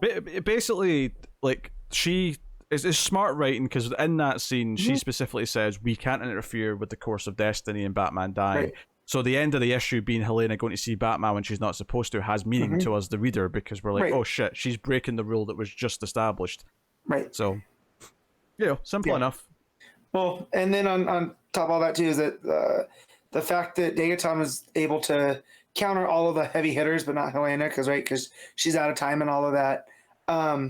The thing there too is that the reason that he knows about all this is old Degaton brings up the Salem, the witch girl that we saw in Stargirl, right? And that that prophecy at the beginning that she can't be trusted. So something happens along the lines, right, that she was Dr. Fate's first sidekick. So if she's the one that's letting them know about, you got to take out the Fates first, what else is going on? What had happened with her? Because we know she's out of time now, right? Because she came off the island with Courtney. Yeah. That I don't think happens until, because if I remember right, the end of Stargirl said that this stuff would come up in like issue 6 or 7 of this, so it's not quite happened yet timeline wise. But I see what you're saying. It's going to come. So there's something there that John's has been seeding, because we kind of got vibes from Salem in Stargirl that she wasn't on the up and up quite, right? So thought that's all super interesting. This is I think not top quality John's, but I feel like it is up there. I'm having a good time. This is definitely him playing with all these GSA toys in the toy box in a way that's not been done in a while, and I'm having a good time with him exploring it. And obviously all those other little teases, like obviously Jay will find Joy again. That's his daughter probably. That's talking about Judy. Right. Which then I had to remember it's Judy, not Joy. That she's Judy Garrick, not Joy Garrick. So I was like, oh yeah, he does. Oh wait, no, that's not her name. Yeah, no. I think it is referring to Judy. It's just, but Joy's not the name. Right. Exactly. Joy's more like, just the feeling that he's going to have. I got hooked on the J of it all. Yes. So yes, but yeah, no, it was all. I really enjoyed this issue. Yeah, and the art is like phenomenal. And Ordway has been used in those, like, so it's when I think Degaton goes to like the other time period where he, that's where the different art comes in. So it's used sparingly, but so much of it is the fantastic Janin art. The fight all looks really great. I love the coloring in the book. It's not like that muted, but it's just a little bit muted. Yeah. So it's got a specific style to it. It's not doing overly vivid. So which gives it almost like a feeling of timelessness to me. I was going to say just a slight prestige. Like, not like a ton of it, but just like a little bit of prestige, because it's not going for colorful kids comic book. It's going for just something a little bit more aged up than that, which I can appreciate. So. See, I get with the muted, it feels a little bit more faded, so it makes it feel timeless to me. Like this is not, it's not prescribed. It's not the 40s. It's not, that's what the art style changes for, because it's jumping all over. Also, the fact that her Justice Society, that Helena's, is made up of former villains. I thought that was a real fun thing because she believes in redemption. Yeah, I think that was mentioned before, but yeah, she kind of recaps that at the start of the issue, which is that the GSA that he killed already were a bunch of misfits that she'd helped redeem, and that's why partly it's so personal to her. Is that no, these people all got better. They all turned themselves around, and he killed them and took it away. Right, and that's an homage to her parents because her dad took a chance on her mom. Yeah, she says that's a homage to her because she was someone who was turned around, and then points out that her mother was a hypocrite and didn't like the idea of rehabilitating all these villains. Which is a very Selena thing to do, right? She's like, no, that's for me, not for you. Yeah, no, I like that as well. That was a nice little just fun little character moments popped through there. I think the one thing that Johns is very good at, and he's still good at when he's putting his mind to it, is like the idea of like building like the continuity of the world in a way that we were just complaining about Williamson not being able to do it in a way that works. I think he does it in a way that's building it, because I got excited when she went to see Batman. It set it up so that it would have meaning when she went to go see him, and your instant thought is, oh, what is she going to do? There is no point in the Green Arrow book where I'm left thinking, oh, what's the character going to do next? Because nothing ever has any enough context or importance to feel like you have those feelings. A good story makes you wonder about what's coming next. It makes you excited for the next bit. And I think John's, obviously we don't get as much from him as we used to, but I think when he is on, he is still on, and I think this is probably the best thing he's done since Doomsday Clock, honestly. And I really enjoyed Stargirl, but that kind of whimpered out. I mean, I enjoy Stargirl, but it was definitely not as good like as this. Yeah, this is better than Stargirl, and not that there's a lot of competition in it. Like the Three Jokers was. Let me not talk about that. Yeah, we have to talk about Three Jokers. I don't even remember how that ended, so I'm okay. So. I think I do. I don't want to though. Didn't it end with Jason Todd? I said I don't want to know. Yeah, that's all I remember. I remember being annoyed that it was Jason Todd. It was Jason Todd stuff. Yeah, it was nonsense. It was definitely. It felt very out of continuity by that point because it just wasn't. It wasn't jiving with anything else. And it took Jason Fabok away from us for so long. Has he done anything since? I don't think so. I don't think so. No, not a DC anyway. Nothing we've come across. Anywho, let's rate the GSA book issue 4. 8.5 for me. Yeah, I think I'll just I'll just go an 8. I'll just go straight 8, which is actually I'll go straight 8. Yeah, best thing we've talked about so far, I'd say, for me. For this week. All right, Unstoppable Doom Patrol issue 3. Dennis Culver writing with Chris Burnham on the art. This is well, I mean, these have all been kind of standalone-y in the sense that they all have very self-contained like things that each issue is, and in this one in particular, it's Negative Man and Robot Man. Yeah, Robot Man. Yeah, Cliff. I don't know. I was going to say Cliff, and I thought, no, I'll say Robot Man as well, and then I second off myself. He almost said Robo Cliff. I almost said Robo Cliff. Yes. Anyway, so they're looking after this character who we are now referring to as Starbro, who is a guy who's got a starfish on him, but because of metagene nonsense, he's not actually.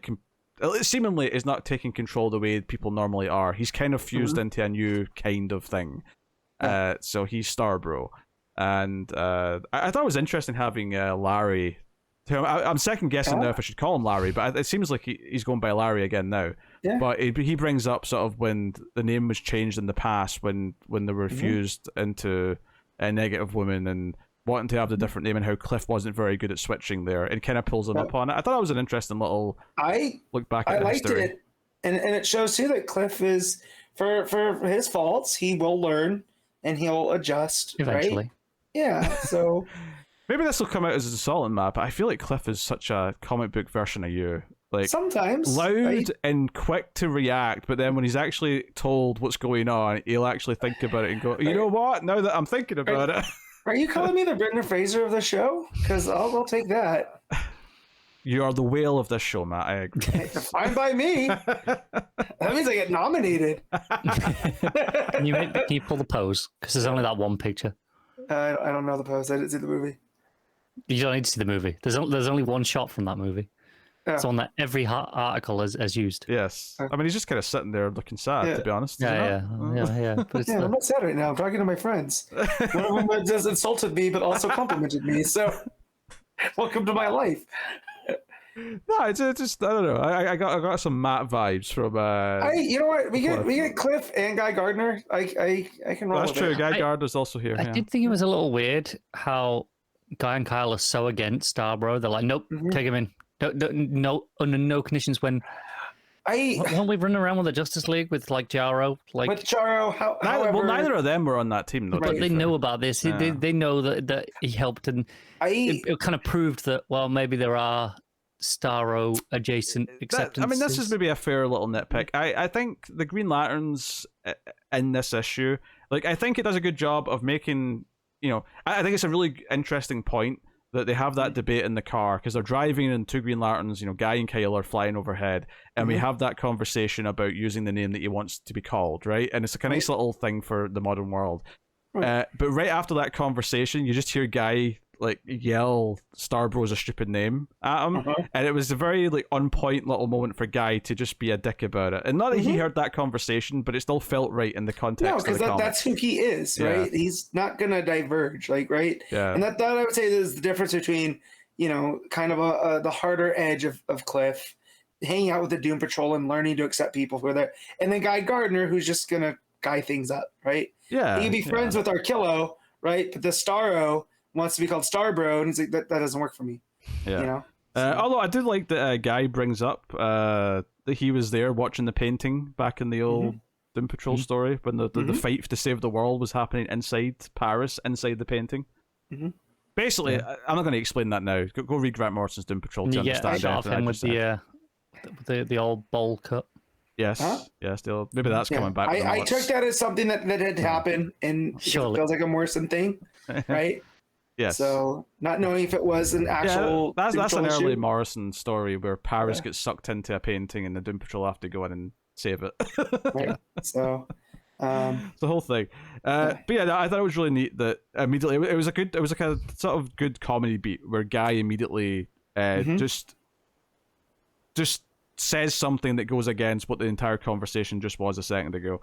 But yeah, we get them turning the car into ghost mode for a second. There's a lot of weird stuff. I kind of like Kyle complaining that these Doom Patrol guys are so weird. They always have weird ways to counteract everything. And this is a guy who like married. Is he still married to Sordik? Or is that a future thing? Like he marries an alien. Yeah. So who is he to call people weird? I mean, well, to be fair, Guy's the one who keeps using the word freaks. Kyle never says that, and that makes sense to me because Kyle's compassionate. Yeah, he's not a dick like Guy. No, he's an artist. He's a sensitive artist. He's boring. Yeah. I do not like this as a Guy Gardner fan. Regression to a-hole. Like a-hole Guy is a season, right? It's a seasoning, and a little bit too much, puts a bad taste in my mouth. I mean, also, another comedy beat that really got me is they drive into Smallville, and there's a big billboard saying, welcome to Smallville, the home of Superboy. Yeah. And Cliff says, hey, those two guys will respect Superman's hometown too much to, chase us in here. And the very next page is the big half panel of Guy just smashing this billboard into the road in front of them. And not only is that funny, but the fact that Kyle also blocks them from behind, but Kyle does it by making road signs and barriers. Right. He does it in the respectful, civilized way to block someone on a road. Guy's no, the big respectful Superman billboard that everyone probably loves in town. That is funny. Yeah. I know, it's funny. It's funny. And that's the sprinkling of a-hole Guy I can get away with. I just the regression to that lately is starting to make me, not feel good as a Guy Gardner fan. That's all. And then they have to bolt off to Oa because shit's happening. Yeah, probably. Well, it's not even real because it's Starbro did this. Yeah. But you said Jaro, not Jaro. You said Jaro. I did say Jaro. That's got Jaro on the brain. I can think of. I mean, I miss Jaro. Me too. He called Batman Dad. That was so sweet. Even Damien doesn't do that much. No. He only has his father. Oh dear. So honestly, this was a really fun issue again because it was okay, it's going to be Cliff and Larry, Starbro, the two Green Lanterns, and just all of the fun banter and good storytelling where it set things up where The billboard thing was funny. Him saying Starborough's a dumb name was funny because they'd all been set up earlier in the issue, and they all had these payoffs. Yeah. Like, honestly, this has been such a good book 3 issues in that I'm, and the art I've been enjoying as well. I think Burnham. This issue does showcase Burnham does occasionally struggle with regular people faces. Yeah, Green Lanterns do look a little bit shaky at times. Pudgy is the word I might use. It never took me out of it though, because it sort of felt like it belonged in his world, if that makes sense. Like, I think that's why he does so well with the rest of the Doom Patrol, because they are all a little bit off, right? That's the whole point of them. I mean, well, and when you think about the main lineup right now, is that Rita's the most normal looking. Yeah, and she stretches. You're right, and that's the thing. But it's not the same kind of issue with her as it was with Guy and Kyle. Yeah, with their faces. He does do the crab mask really well, which I hate the crab mask. So, but that's only because it's covering up the pudgy face. Right, exactly. So the crab mask reigns supreme. You all. The crab mask is back in style. If we can have mullets and bowl cuts back, the crab mask is definitely back, baby.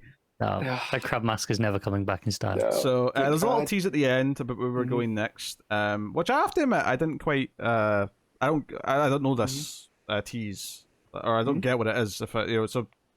Who is it? This mob boss dude in Haiti, Mr. Drew, gets a package delivered from this kid, and it looks like a sort of robot face that's sort of inside the box. Did anyone understand what this is? No. I'm assuming the only Haiti thing I can think of at all is the. Oh my god, I'm completely blank on his name. Is a Constantine villain. Yeah, Papa. Shango? Yeah. No, not Papa Shango. But Matt knows what I'm about. I know he's a little bit stereotyped. Does voodoo. Okay.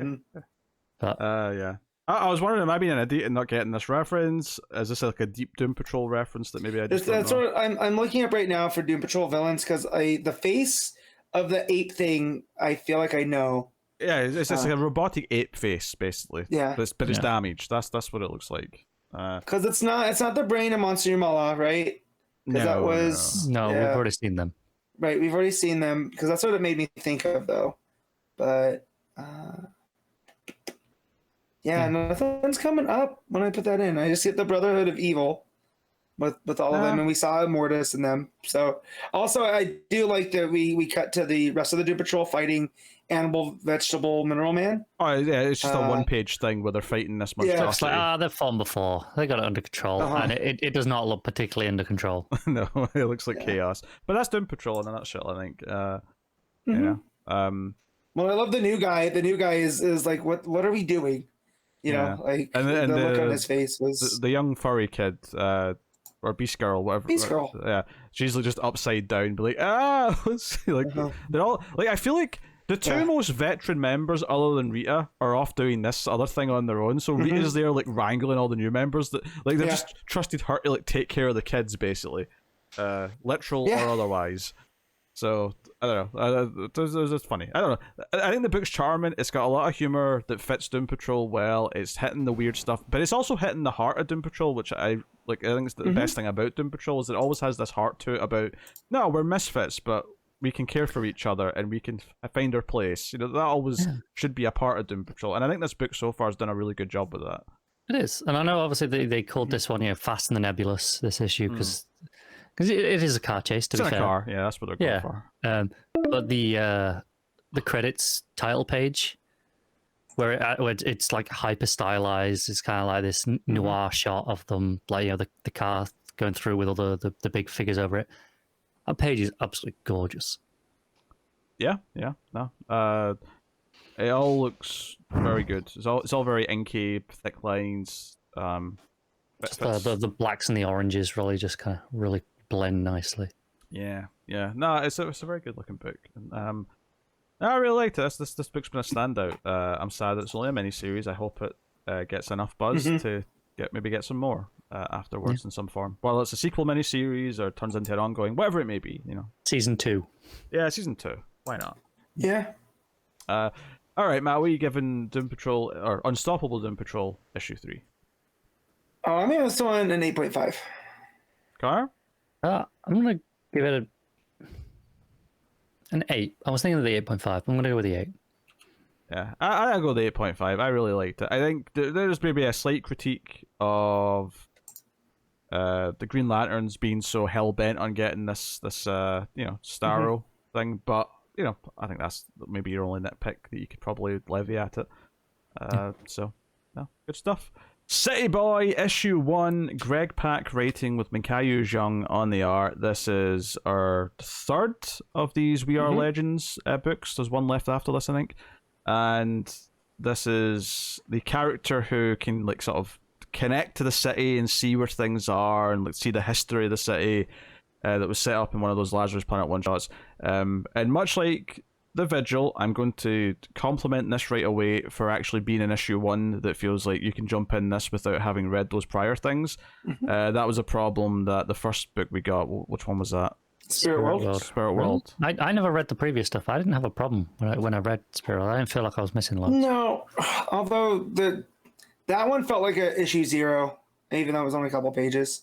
So everything with like Cass already being in the Spirit World already felt like it was like a really important plot detail that was set up prior to me. Fair enough. But Vigil was a great first issue, and City Boy, I think it's a pretty good first issue. I think it's as good as a Vigil, but I think it sets up the character well enough. It's pretty slow going first. It's not like a big bombastic full of action first issue. It's very much we're going to slowly introduce this, but it's compelling enough. I like that how each 3 of these feel different, because this they're very different books, it feels like a throwback to earlier 2000s comics, and like this we get his origin, right? It's very straightforward, that we get some of these villains and whatnot. So I wasn't 100% in, and then we got to the last page, and I was like, "Oh, this is interesting." Oh yeah, the last page definitely throws in something I did not see coming. So we'll talk about that a bit later. But I think like you say, all these 3 books feel different. You got the really magical Spirit World one. You've got the effectively like a Black Ops style Suicide Squad team, but more interesting because they're not just villains that have been put in a team. And then you've got this, which is kind of this interesting idea of like the city being a living, breathing like organism that can be tapped into by a character, and the idea that you revolve his first story about like helping a homeless person, which is kind of like the lost people who are in a city. They're part of the city in a way that's kind of different to like everyone else. I think it's a really interesting thematic touch. Honestly, the only problem, and it's not even a problem so much, the only conceptual thing that kind of felt a bit weird to me is that you've got this guy who's like a mob boss who's taking cuts of anything anyone finds. It feels like a really like, I get taking cuts from like the other gangsters and people who are selling drugs or whatever because they're making like reasonable money, so there's a cut to be taken. Right. Taking a cut from just stuff that homeless people find feels like you're not going to make a whole lot. That felt a little bit weird to me as a concept. Think it is. It's about power. It is literally just about showing the power, and because even if it is just like a couple of dollars, it's about just because he can. Right. It's an extortion thing, right? But this can't be his main. This can't be his main way of making money, though. No, can't be. And because even when we get to the characters that show up at the end, that's a much bigger pool, right? And this guy's just a small fish. But it does the thing where he befriends this homeless man, and this homeless man's hurt later on by the bad guy, and that's the bad guy doesn't want City Boy to leave. He wants him to stick around and use his powers for him. So you feel some sympathy for the homeless guy who's been like tortured for this information to like tell him everything City Boy can do, and then killed. And then we also get a little bit of the origin of the flashbacks, which is how City Boy got his powers. Basically, you had this scientist who was trying to prove that the city is this kind of like thing you can tap into, but the meta gene or whatever, like so basically something about it chose City Boy, who was just kind of spying on this meeting. Right. The energy, for whatever reason, like sought out and found him. And maybe it's because he'll do good with it. Maybe it is like a potential thing. Like maybe they'll dip into that as the story goes on. But like, so you get a little bit of backstory. You get him finding stuff like under the park benches and whatever, and pawning it for money. But yeah, we get this big ending where the guy is killed, and it seems like this scientist, and I think during the issue we don't know who he's working for, but by the end obviously we get the name Intergang, and it's like, wait a minute, and at the end of the issue it's like, okay, when City Boy fights back after the homeless guy is killed, obviously he sort of warps the building around him with his powers, and like basically it's kind of like a Hulk moment. He unleashes, and because of that, there's readings of like city, the stuff happening, and it's like, oh, we found the guy we're looking for. We finally found the boy, and then the final kind of what the F moment, the cliffhanger, is that the guy from Intergang is talking to here is Darkseid. Darkseid wants City Boy, which is so out of left field. It's actually quite exciting. Oh, see, I loved it because it made this book make sense to me. Really? No, right. So the whole issue, this felt so much like Kirby's Jimmy Olsen. Yeah. Like I was getting that vibe. I'm like, this is cool. In hindsight, that makes a lot of sense. And then it got to the end with that, and I was like, oh my god, this is just a modern take, essentially, on that. Like, for all intents and purposes, this is just, City Boy instead of Turtle Boy, right? Yeah, basically. Interesting. I'm here for it. Once that Darkseid reveal happens and it's Bruno Mannheim for Intergang, I was like, okay, this does feel like a very Kirby, concept, right? Where Kirby created Transylvania, right, which was a living vampire planet. like such a, that dude was on some things for sure. But so here with this boy this guy that can talk to the city, because the city is an organism, it reached out and chose him because he was like one of these lost people himself, right? It's because he knew all the back doors and all the hiding spots and whatever from the way that he grew up. So, and on top of it, the fact that his mom seemingly abandoned him with his grandpa for whatever reason. Yeah, that was the other thing at the start. So it's almost like humans have let him down. So he's sought refuge in the alleys and the streets and all that stuff. Right. Yeah. And that's why, now the cities chose him to be the representative. Because I remember when this book was in, when they were talking about it, Pac was like, yeah, each city though is different. And like, not every city is going to want to, necessarily help him. The guy's name is Cameron. Right. So like Gotham might be different than Metropolis and Star City and Coast City. Right. It's Gotham he's in though just now, right? No, this was Metropolis. Was this Metropolis? So Gotham was in the Lazarus Planet. That's right. Because I knew he was in Gotham at some point. Yeah. So I'm curious to see how that plays out, because Metropolis seemingly really wants him there, right? Like they seem to get along because that was his home city almost. So like, what's it going to be like when he does go to Star City? Interesting. Or Central, right? So but there's a lot of promise in this one for sure. It's an interesting concept, just like what he is and how he connects to the city.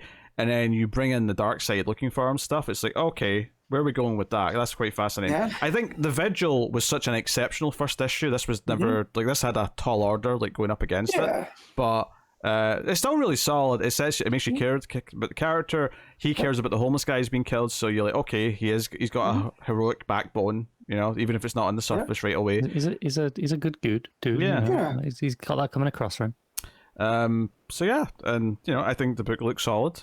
It's another good first issue. I'm 2 for 3 of these now because I wasn't super into Spirit World. I'm shocked. I said the same thing. I gave it a chance. Okay, I gave it a fair chance.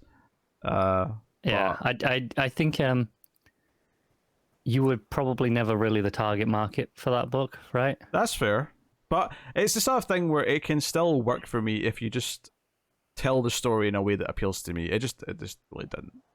Yeah. No, I think I prefer, because I haven't read the video yet, and I'm just going to go on a limb and assume that'll be my favorite, because it probably will be. One, YouTube was saying really strong things about it, and two, Ramvi. I think I might prefer Spirit World over this, just on issue to issue. I think I had a little bit more fun with that, and it maybe just appeals to me a little bit more, but they're pretty close for me, and I do really like this as well. I think, as I say, it's last page aside, it's not a particularly exciting first issue. It is really much just like, no, we're going to take this slow, we're going to build into it.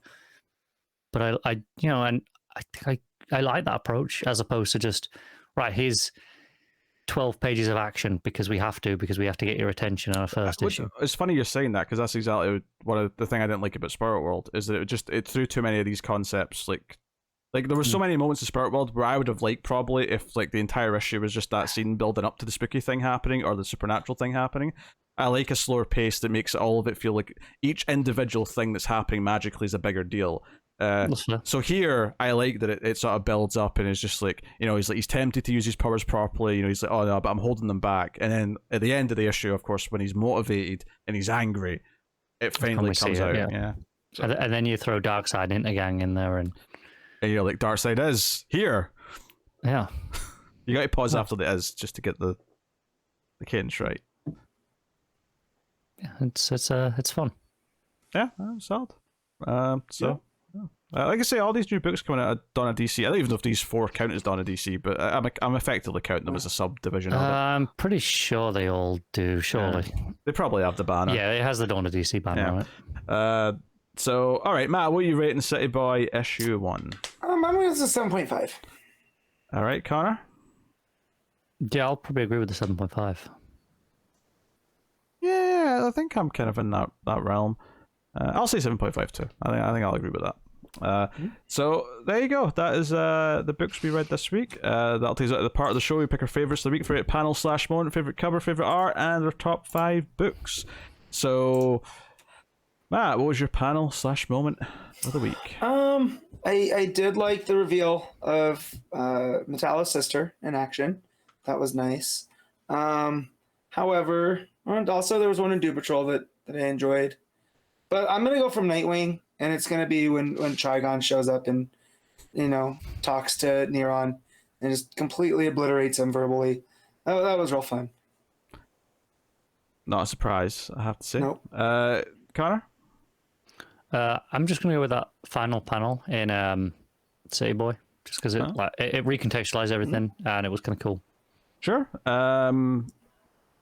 I think I'm probably something from Doom Patrol if I'm thinking about it.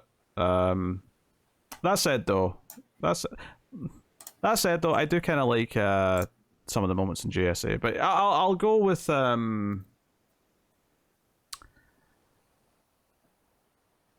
the debate about the name Starbro and Doom Patrol. I think it just resonated with me a bit more than I think a lot of things this week. So I'll go with that. All right, Matt, you got a cover of the week that you'd like to? Yeah. So I was looking as we were talking. Nightwing has some really nice ones. There's a Jamal Campbell one that's super cool. It's got a lot of colors surrounding. There's a New Hilpin is one as well, which is all right. Yeah, and Hilpin looks good. But I'm going to be completely on brand and self-parody.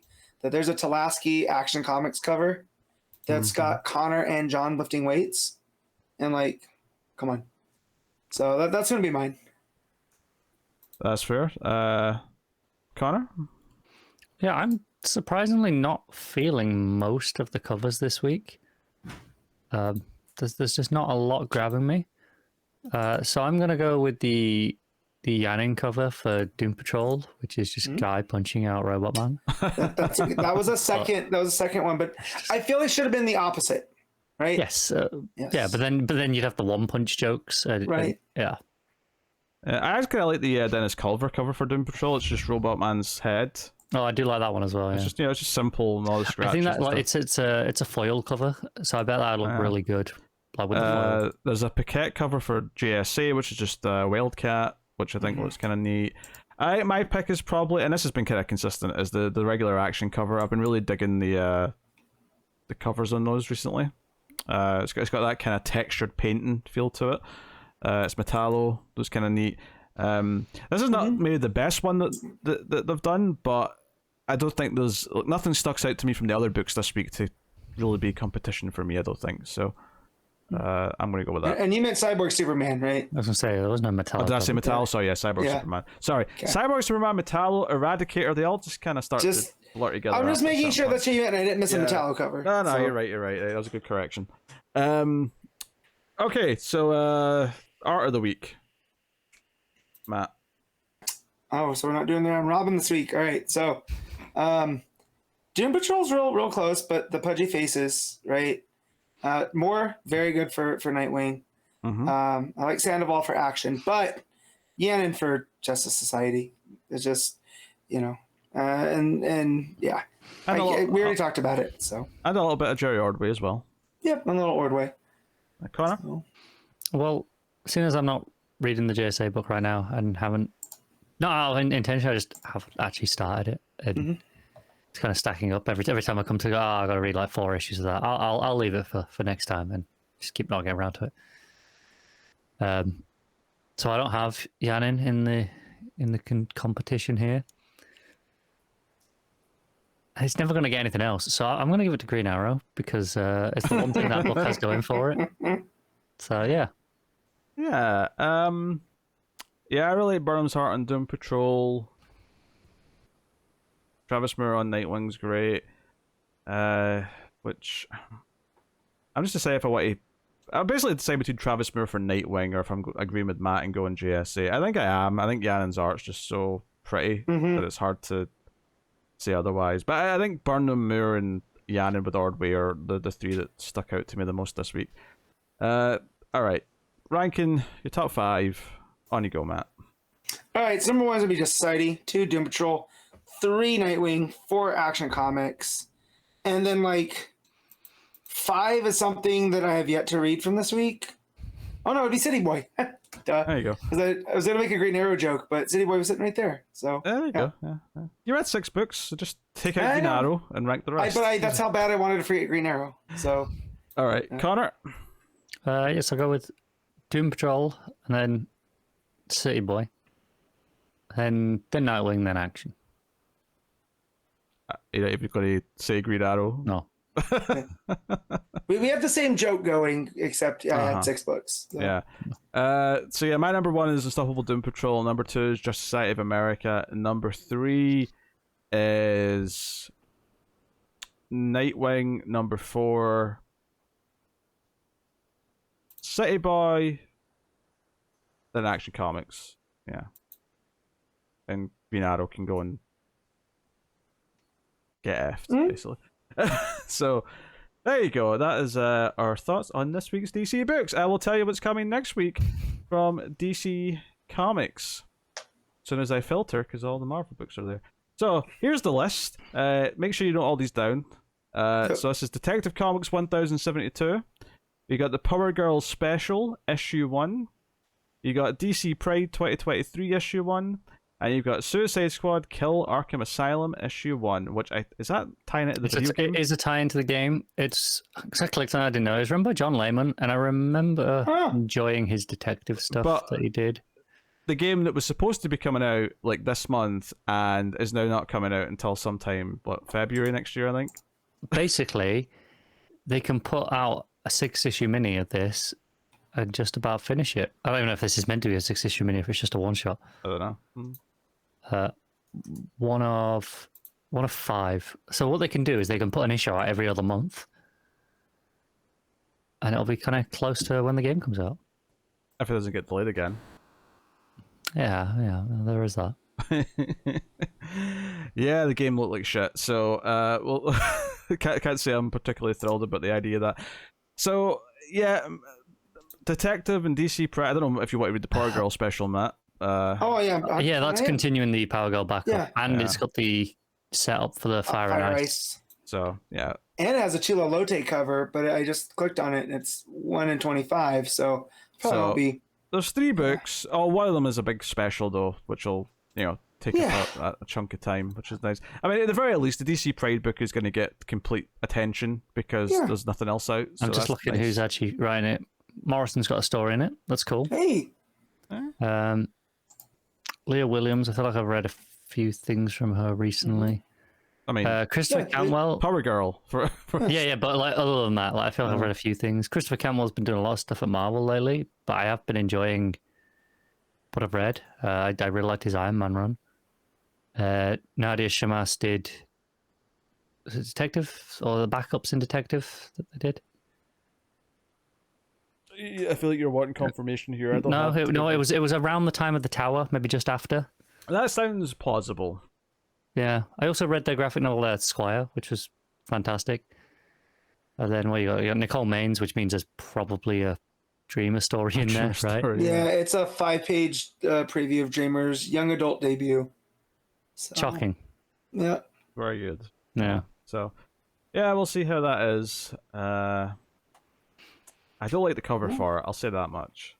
No, but there's a Piccolo cover that's a wraparound that looks. Oh yeah, nice. there may be some other nice covers. Yeah, but There's a really nice Jim Bartel cover. The main cover, like I'm looking at John's like weird skinny chest. There's something not right about the. Bro needs to hit chest day a lot better. Yeah, I feel like Jim's got the same problem as well, though. Yeah. Oh yeah, it was not just him, but he's the one that stuck out to me the most when I first glanced at it.